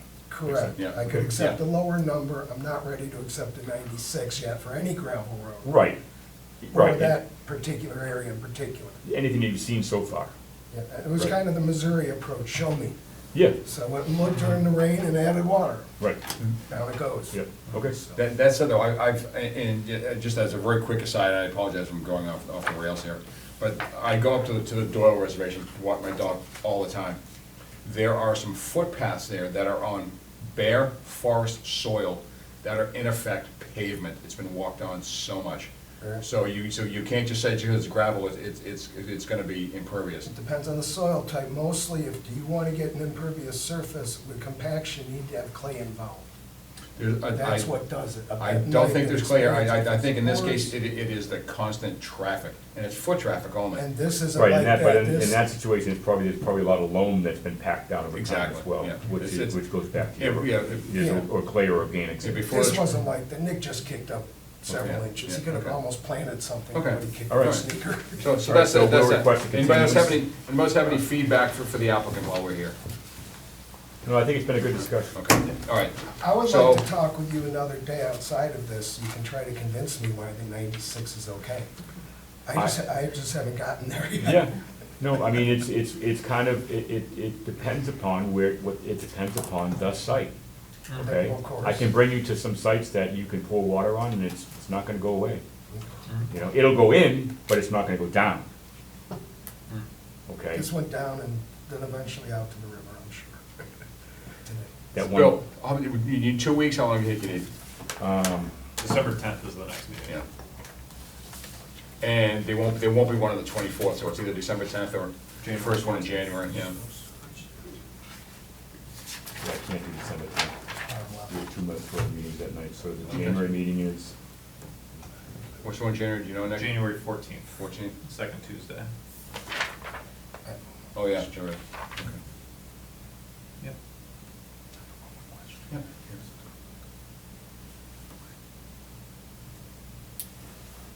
you can ask one, go ahead. Okay. 14th? You mentioned, sir, that it's current industry practice using the 96 Mhm. value, and that's not what we're seeing in the TR 55 from Correct. 1986. I did a little Googling, I didn't find anything. I'd love to see something in writing, a peer-reviewed journal article, Yep. people Yeah, talking I about can- this is the I trend. can- If you can forward anything to Nick or directly to me, Yeah. so I can learn more about your position, I would appreciate that. Well, it's part of it, once again, depends upon who the peer reviewer is. So we've had projects where we've gone in and we've used 96 or 94 or 91, depending upon what we're looking at. And the peer reviewer has commented that this is appropriate for this particular site. So that's kind of been my confirmation. By peer reviewed, I'm looking for journal articles, industry. Yeah, I don't have anything like journals, that. I'm talking about where- like when where we get the projects. You said it's the industry kind of Yeah. standard now. There should be something somewhere There in should be. writing I agree that's with you. not official I- from the I government. actually- That's what I'm looking for. Yeah, and I just pulled out, today downloaded an Army Corps of Engineers article that I'm going through right now, trying to find that particular aspect of things. Okay. Thanks. So I think that would be helpful for all of us, Yes, sir. you know. I agree. But I think even then, we're gonna have some sites that we're looking at that don't fit that mold, Mhm. and maybe this is one of them. And actually, before we get to that, are you all set? Yes. Okay. Anybody in the audience have any comments, thoughts, questions before we move on? Okay. So if we, Bill, sorry, you're Bob. Will January 14th be okay? Yes. Assuming it's okay for, I don't know if you're gonna wanna bring Chris with you, but, yeah. Yeah, I won't be there, I have another meeting that night, but, Okay. So you can volunteer Chris to What be here? we'll do between now and the next meeting, because we have time, we'll come up with what we're doing, and we'll get it submitted to Nick, Okay. so that we're all reviewing it, and that way we have an answer at the end of the day. If you need more time at that point, just Yeah. let us know, but, so I'll entertain a motion then to continue the hearing till, January 14th. I thought you just said the next meeting. No, we'll get it to Nick and to the board prior to the next meeting that we're gonna be at in Right. January. And don't, Okay. yeah, Yeah. just skip it. All right, so. I'll make that motion. Oh, thank you. Is there a second? Thank you, Bob. All right, I'll take the commission's vote by roll call. Bob Secord. Aye. Mike Seeking. Aye. Nick Benty. Aye. Steph Quinlan. Aye. Rich Gullick. Aye. And Chuck Raymond. Aye. All right, motion passes, and we'll see. Thanks, Bill. Chris in January. Thank you, Yeah. Bill. Thank you Yeah, very you see, much. Nice job, Yes. Appreciate your Well, time. that would've been a better job if I got it done. Thank you for coming. We really. No, I think it was a good discussion. Yeah, Thank I you. appreciate your Appreciate your time, Bill. experience and the history on it. Yeah. It's always illuminating. Yeah, So, thank you. Thank you for coming in, Bill. All right, cool. Hey, Bill, Yeah, what did you label that storm as, 300 year or what? the one down below, I didn't label it as any storm, No, Flood? the September storm? Yeah, Yeah, I don't think it's labelable because of this, because of the intensity that it happened. In a 4-hour period, it dropped 11 inches of That's rain. crazy. Maybe we got 11 inches of rain, maybe we got 9 inches in that 4 hours. We got 2 inches before and 2 inches after. It's not a bell curve. Okay, so it's not the typical type 3 rainstorm that these methods that we use analyze. it was a phenomenon. Oh, it was an absolute phenomenon. Yeah, I got flooded at my office and in my house. No. So we just got done the painting. All right, No. we gotta move on. All right, thanks, Bill. Thank you, Bill. All right, anybody need to take a break before we move on? No? Okay. All right, moving on to the regular meeting. Number one, modification to the order of conditions, DP number 199-1190, trail work at Prospect Park. Carolyn? Or, yeah. Jason Wool with R. Bates and Sons, we're the contractor. Oh, Okay. Thank you, Jason. It's good to meet you. I've seen you on the email, but. Yeah. So is this just an update from you, or do we asking questions of people? What's? Do you know, So I'm pulling up the plan here, Okay. but Jason or Carolyn or whoever, you're free to kind of explain why we're talking here. yeah, sure, I can try to explain. So the project that you approved and we got the order of conditions for was bid, but there was an alternate, the wetland boardwalk was an alternate, so what is being built now is the trails, excuse me, rebuilding some of the trails and new trails. So there's, it's in the buffer zone, but it's not in the wetland. And the contractor would like, because when we designed the project, it's a little bit unclear, there's two bridges, and one is really pretty sturdy and wider. And the next bridge to get over to the new trails is, won't carry, and you can explain this better, maybe, Jason, but, it's not really reasonable to bring equipment over. So the contractor has asked, and I think given you a sketch, to build a temporary bridge, Temporary, okay. which would be in the wetland. To allow machinery to Correct. cross over Right. without using the existing footbridge, which is just below this modification here. So I would say about 30% of the project is on the other side of the pond. For us to access this side, we need to get just small equipment, skid steers, mainly just skid steers across, maybe a mini excavator across to build the trail itself. Yeah. There's some lumber that needs to go over for edging, there's some picnic tables, there's some benches, there's some earth that's being removed as part of the project. So in order to get that, this is, how we commonly cross areas like this, is by setting up 2 Jersey barriers with crane mats on the top of them, and that allows us to cross a wetland area without disturbing. Okay. So that's the only modification, everything else, the trail layout, everything is staying the same, it's just the Correct. addition of this crossing, temporary crossing. And how would you get those Jersey barriers down into that area? So we would use a larger excavator, so the trails will be built with smaller equipment, skid steers and mini excavators. We would bring in a medium-sized excavator that can handle the weight of the Jersey barriers. Set the first one in, set the mat on the first one, which would allow us to walk out a little further to set the second one. And then the mats would continue forward and be placed onto the second one. Okay. How close would this medium-sized excavator get to the resource area, the actual wetland? So it would sit above, yeah, so if you look, it'll, I guess we'd have to see where those flags are. So it wouldn't walk into the wetland, it would stay on top of the slope. It would stay up on top. In this, would it come down this area? Correct. Okay, so it would be in this area somewhere? Yes. Okay, all right. And then drop the Jersey barriers down in? Yes. Okay. Yep. On either side. Oh, geez, excuse me, almost fell down. Okay. Anybody have any questions? And this is a short duration, this is to get across, 2 weeks worth of work, and then it would be removed. But just to put the bridge in though, that's part of a day, right? Yeah, yeah. That's probably a couple hours worth of work. Yeah, right, to okay. Get the bridge in. Yeah. Thoughts, anybody else set? Question, okay. All righty. What do we need here? So Nick? someone needs to, we need to hold a vote to either approve or deny the Okay. modification All as right. presented. All right, then I'll entertain a motion then to approve the modification to this existing notice of intent as described by the applicants and by Nick. I'll make that motion. Thank you, Michael. Is there a second? I'll second the motion. Thank you, Nick. All right, I'll take the commission's vote by roll call. Bob Seacard, Aye. Mike Seiki, Aye. Nick Venti, Aye. Steph Quinlan, Aye. Rich Gullick, Aye. and Chuck Raymond. Aye. All right.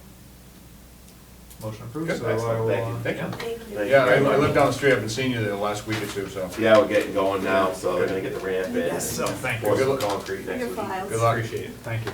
Thank you. All right, have a good night. Thank you. Have a good holiday. Thank you. Oh, you're the rest of our fans. Ah. Yeah, I got those on your fans. Thank you for your patience, by the way. Happy holidays. Thank you, you too. All Is right, somebody's package back here? Easel or something? That must be GZA's, I bet. probably was. I'll keep that Yeah, in my Nick will- office. yeah, and, it'll be in if his anyone's office, yeah. lost it, they'll come Yeah, find it. all right. All right, moving on. Extension request. Oh, Yeah, that tripod bag? That's mine. Oh, okay. oh, it's yours? Oh, okay.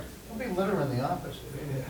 All right, extension request for 596 Elm Street, DP number 199-1137. Yes, so just to refresh our memories here, because a lot of us weren't on the commission, I believe, when this went through. Yeah, yeah. So this was approved shortly before my time. This is the house next to the recently cleared area Yes. there at Elm and High Street. So here is Hill Street.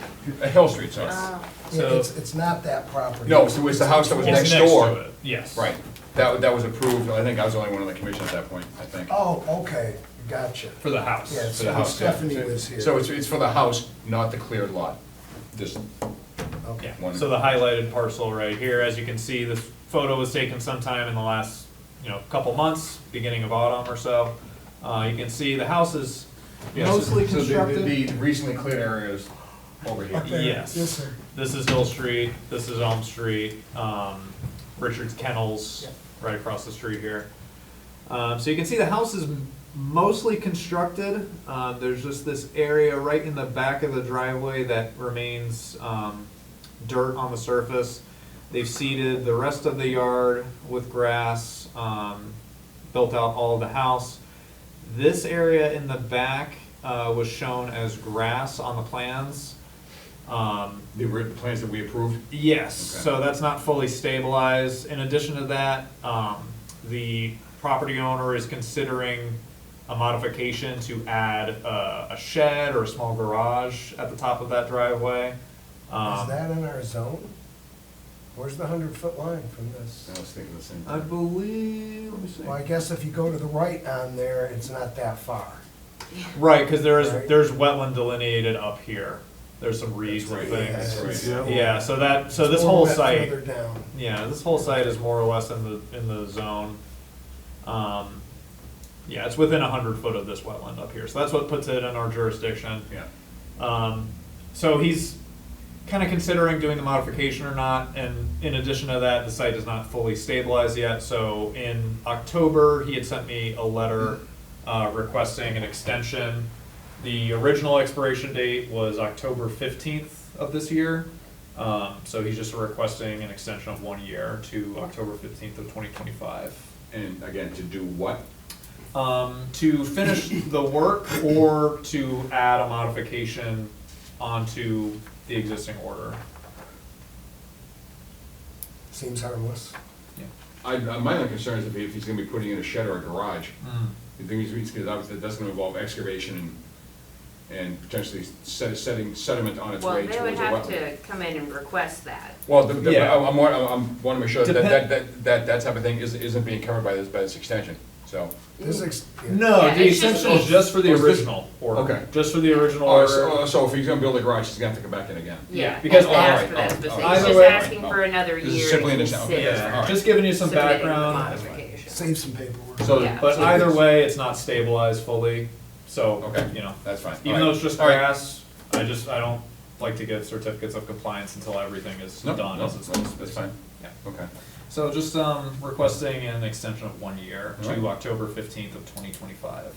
October 15th, 2025, okay, I'll then entertain a motion then to approve the extension request for 596 Elm Street to October 15th, 2025, as described by the agent. I'll make that motion. Thank you, Steph. Is there a second? I'll second You, Nick? Okay, take the commission's vote by roll call. Bob Seacard? No. No? Okay. Mike Seeke? Aye. Nick Venti? Aye. Steph Quinlan? Aye. Rich Gullick? Aye. and Chuck Randall. Aye. All right, motion passes 5-1, and he has received that extension, so Okay. I will let him know. All right. Thank you, Nick. All right, moving on, meeting minutes. So I went in, I looked and made some fairly minor edits to both of them. And anybody, has everybody having a chance to look at them? I Review them? think I agree with him, I Okay. looked, made minor edits. Okay. He had actually added a section. Yeah, that you would requested, something I missed in the commissioner comments. Okay, Yeah. yep. The only comment I had was, wasn't Windy Weeks at both meetings on, I forget what, it was the, The 29th was when we were in the council chambers. I thought she was here for the first meeting. Which one? For the October 15th? Yeah. That would have been for something else, if she was here. We She had, said there was no city representative for that, and I just questioned it, I couldn't quite remember. we had nothing on October 15th where that would Okay. apply, I think. Okay. She might have been here for something else, but it wasn't for the 208 Pleasant 208, Street, yeah. which is what she was coming in for the 20th. Okay. Yeah. All right, now I'll entertain a motion then to approve the minutes for October 15th, 2024 as reviewed and edited and amended by the commission. I'll make that motion. Thank you, Rich. Is there a second? I'll second. All right. Thank you, Bob. I'll take the commission's That was vote by Bob, right? roll. Okay, I wasn't looking up, I just want to make sure. Bob Seacard, Aye. Mike Seeky, Aye. Nick Venti, Aye. Seth Quinlan, Aye. Rich Gullick, Aye. and Chuck Raymond. Aye. All right. And I'll also entertain a motion to approve the minutes for October 29th, 2024 as reviewed and edited and commented on by the commission. I'll make that motion. Thank you, Mike. Second? I'll second Thank you, Nick. And I'll take the commission's vote by roll. Bob Seacard, Mike Seeky, Aye. Nick Venti, it. Aye. Steph Quinlan, Aye. Rich Gullick, Aye. and Chuck Raymond. Aye. Okay. I'll get those up to the website. All right. Moving on, next is standard special conditions revision. Yeah, so I have some copies here, if anyone wants anything to scribble on. Have you folks had a chance to look at these? Were those in the? Nope. No, okay. All right, They were on the drive. I would then ask, so, If you have your phone I'll or take one anything, if you got yeah. extra. come on, I got a motion, you got it, yeah.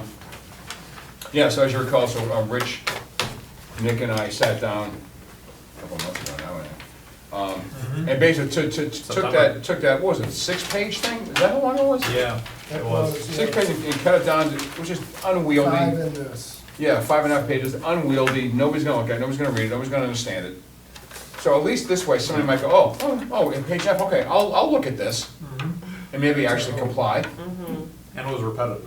It was repetitive, with stuff that was in other places, some of it was outdated. Other places being the standard conditions Correct. that come with every Right. one of the orders. Right. Yep, So you've exactly. got Yep. a couple pages, 3 pages, 4 or 5 pages or so, which a lot of it was repeated in this. Exactly. So And again, I'd be surprised if anybody was even reading those, looking at them, never mind reading them. So we, go ahead. Yeah, our process was to go through each item Yep, of the current version of the special conditions. Yes. And we would identify where it was already existing in the current order of conditions, or where it was redundant of something similar in this. And all 3 of us would have to agree, and we voted on every single Yeah. bulleted item.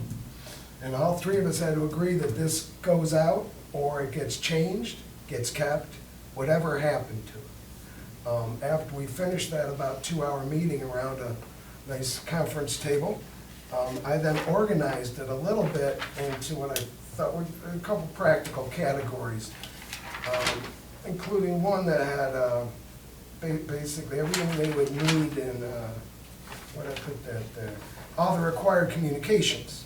So every Right. time where they're supposed to tell the commission that something has happened, and a discovery of any matter on the site covered by these disorder may affect the wetland, then they have to notify the agent immediately. Love it. So I thought something was in there That's like good. that. Yes. So what this does is it gives them those 5 areas where they have to communicate with Nick and us. In some fashion, phone call, email, something, yeah. And something, Yep. and took Yep. them from all the different places they were, put them in that spot. Yeah. Then the next section was all sedimentation control. Then there are a couple others. Section D is intended for whatever this group adds for a particular notice of intent. What do you want to add to it? Yeah. And so that area would be, it would state either nothing added or list them down. Yep. And then when we sign these, I would like to see that included with what we're signing, so we can confirm that whatever those very unique special conditions will cover, site-specific special conditions Yeah, ones that are there. come up during the hearing. Yeah, Yeah. for that site. Yeah. This is good. Well, we're gonna, I think it's a winner. I have There's a, a couple of things. Yep. Please. I went through the contract today, the bid process and the contract for, which project was it? Was it the dam? I don't think it was. It was the dam. And, no, it was the. Yeah, bids haven't gone out for the dam yet. No, it was the, well, the request for proposals have. Oh, yes, correct, yeah, right. So bid proposals Okay. have gone out. But the West Street project. Water main a while back. Water main a while back.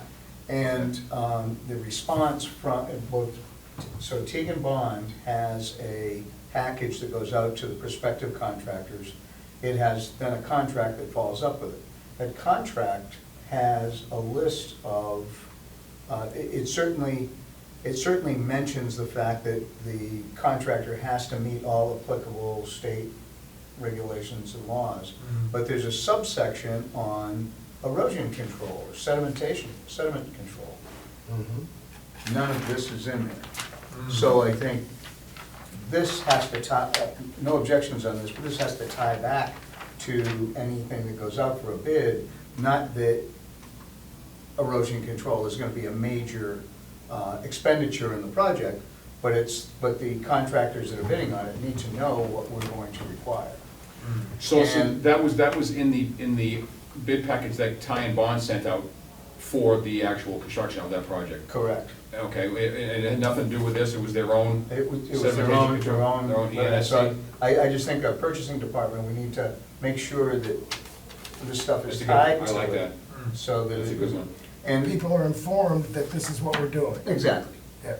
Exactly. It's not that you're wanting to remove the sedimentation control No, section no, at all. no, not at all. No, it's all good. It's just making sure that everything is in sync so that the contractors, anybody who's bidding on it knows. That's a good point. So, Nick, look into how, unless somebody has any thoughts on the matter tonight, how we can get, for instance, GZA, when they send out the RFP package to bid on for the contractors, how does this get into the? I'm sure there's a standard boilerplate that they go out with all this stuff. Yeah, So how do we just get the it in engineers to there. put this in the bid package? And how's the current one get in there? It doesn't. If they don't, yeah. So the new one should. Yeah, so we need, that's a loophole we need to. Yeah, planning department should have this. Anytime they see something that's within, Yeah, and near our jurisdiction, they should communicate with Nick yeah. and pull this out. They should just have it. Yeah, so speak with the powers that be in and amongst the city hall here, Nick. Yes. Find out how we actually get this and our regular order conditions into the bid package for the engineers. So I will share this with planning and, yeah, I'll inquire into how we can do that. That was a good point, Mike, thank you for that, thank you for that, that was great. And one more thing, if I Yeah. may, in C2, fuel storage and refueling operations shall be located outside the area within the jurisdiction of the commission. That, if I was a contractor to say, gee, all I gotta do is, I've gotta back out here, and now I'm putting that potential for a spill in somebody else's jurisdiction, I don't, and let's just use the dam as a benchmark right now.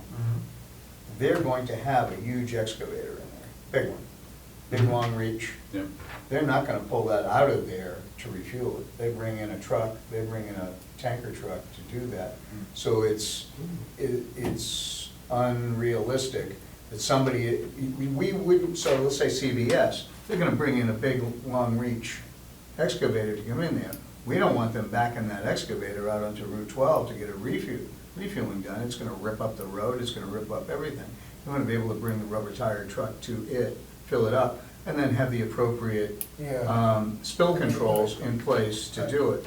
That's a good example, Yeah. that I Would can it be- see that, and they're still within our jurisdiction, so we Maybe to would need to reword Add that. something, you know, to allow, you know, by request to do that. Yeah, To and waive maybe that. if you were there, they've got, they've got these huge diapers that they put underneath the refueling Mhm. areas Yeah. that'll absorb anything that's coming down, and you can see the spill. I mean, it's, you're throwing 100 gallons or 200 gallons of diesel fuel into one of those things. I And you don't want have more. an alternate wording to propose to satisfy that. I can try, I don't have it off the top of my No, head. No, I have it Rich right Manchester. here. Oh, you do? Right here. Yeah. Yes, sir. Okay, good, thank you. From what I heard, so I'm trying to repeat back. Simply, fuel storage and refueling operations shall be approved by the commission. And then we can say it stays out, or in the CVS case, you can bring a truck into the parking lot. Either that or a plan, a refueling Yeah. plan must be submitted that, I think that's a little, yeah, it's I think that's a little, strong. yeah, it's a little burdensome to just say they need to request that at every time. But I think we should leave What this do you as mean it every- What is. do you mean every time? Like, they're gonna have to think about their refueling specifically with, For each project, I would think so.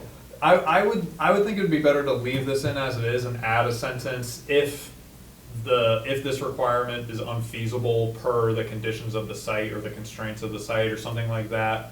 I like This that. may be waived I like that a little better. upon request. That's a Shall little be, safer. unless otherwise approved by the commission.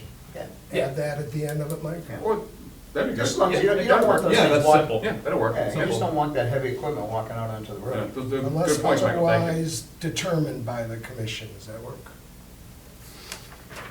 Otherwise determined or Approved? dictated? Yeah. I say I like approved. approved. I think Yeah. approved might be the better word. Otherwise approved. Good job on this, guys, so that's pretty good. Yeah. Thank you. Thank you. I do have to point out one thing. We got into several fistfights over this. Huh? We got into several Checkboxes fistfights on it? over it. Might be applicable, might not be applicable for each one, or? Every single one, Yeah. I got all the Sorry, way, Bob, go all on. the way I through. have my most confidence in both all of you. I interrupted, sorry, go ahead. The reason why I voted no on the last one is number 4, all disturbed areas shall be promptly landscaped or stabilized, or loomed, seeded, mulched, or strawed, or other suitable materials that were completed prior to October 15th. Yeah. Yeah, we had questions about that. I said that to Rich today, my project. I mean, it's a great idea, it should be done. And I just didn't, I've got perimeters up of wattles, but the ground itself is still fairly raw. I mean, you can't grow anything on that place anyways, it's the moon, but straw would help in conditioning it, for sure. Yeah. The other thing that grabbed me too was it grabbed me because I was on the site that was cleared next to it. And looking at this site now that we gave them the okay on, the siltation fence, you can clearly see was buried under snow. When was that? That's why I voted no, in case you guys, why the odd Sure. vote was there. Yeah. When was that you were out there, if you don't mind answering real quick? That you saw the silt fence was down? Are you kidding me?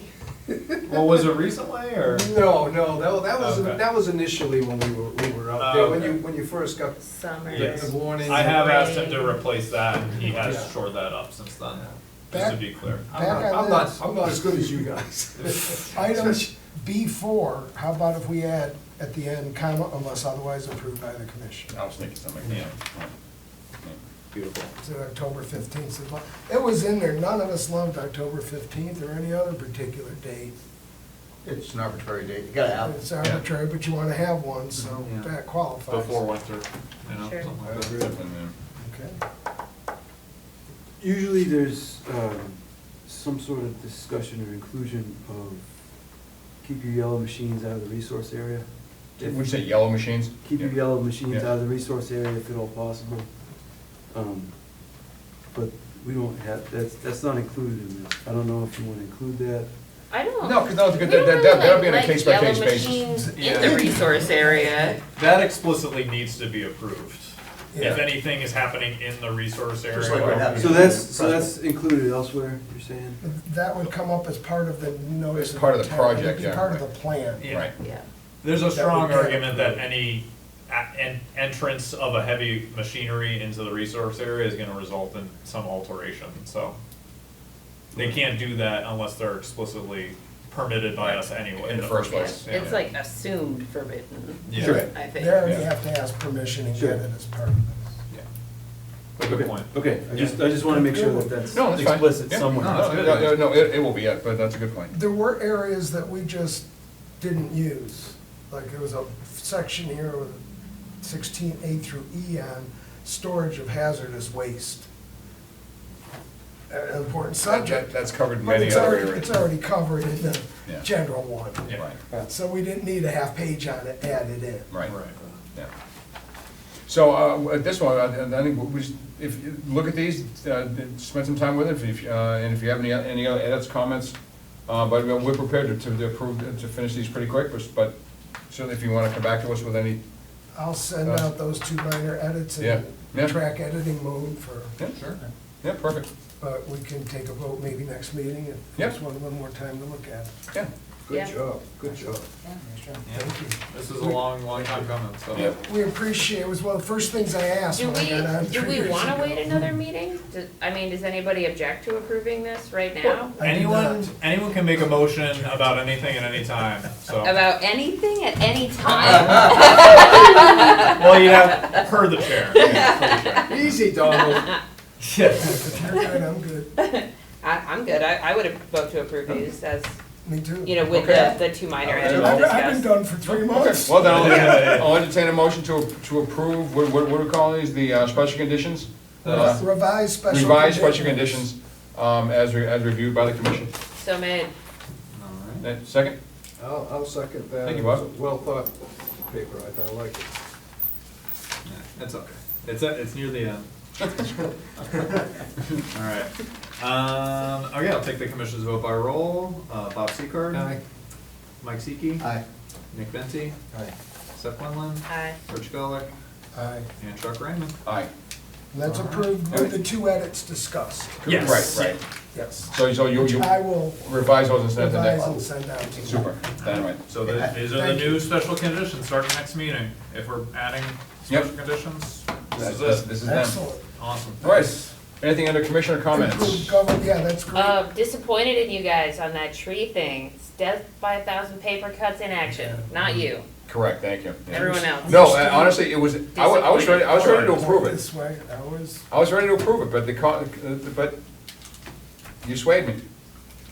So anyway, What if Mike had voted no and we were tied? It does not get does approved. not Not get approved. approved. Yep, The house was already in the. A tie goes to the no.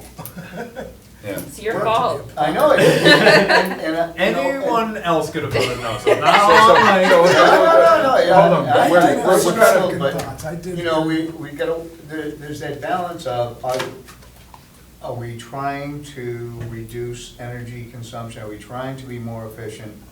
And if we truly are, then there's gotta be some concessions that are made. All I that mean, was there was a request for determination. It wasn't saying no to the project. It was just saying, True. think about it a little bit harder. Or and come back in with a and- permit and ask. application, Yeah. yeah. All right, so It's let's, like- let's. He wishes I- you put it that way. Appreciate the, I appreciate can Yeah, see but, yeah. appreciate the discussion, but it's already Sorry, next time I'll 2 talk hours more. in, so. Anything under, this present discussion notwithstanding, any commissioner comments? Yeah, I got a question. Yes, It was, since the one case on Elm Street came up, which was Mike's and my first site visit 3 years ago, I believe that was like September 17th that year or something. I'm just guessing, or shortly. And it was the fall. Because it was approved October 15th. Do we have to be reappointed or something as commissioners? So, I sent out an email, did you all get that email I sent? Not about that. No, I didn't get one of those. Oh, it's in my drafts. So, I was inquiring to the clerk's office about this because I knew the 3 of you were coming up on it. Apparently, you were reappointed in April.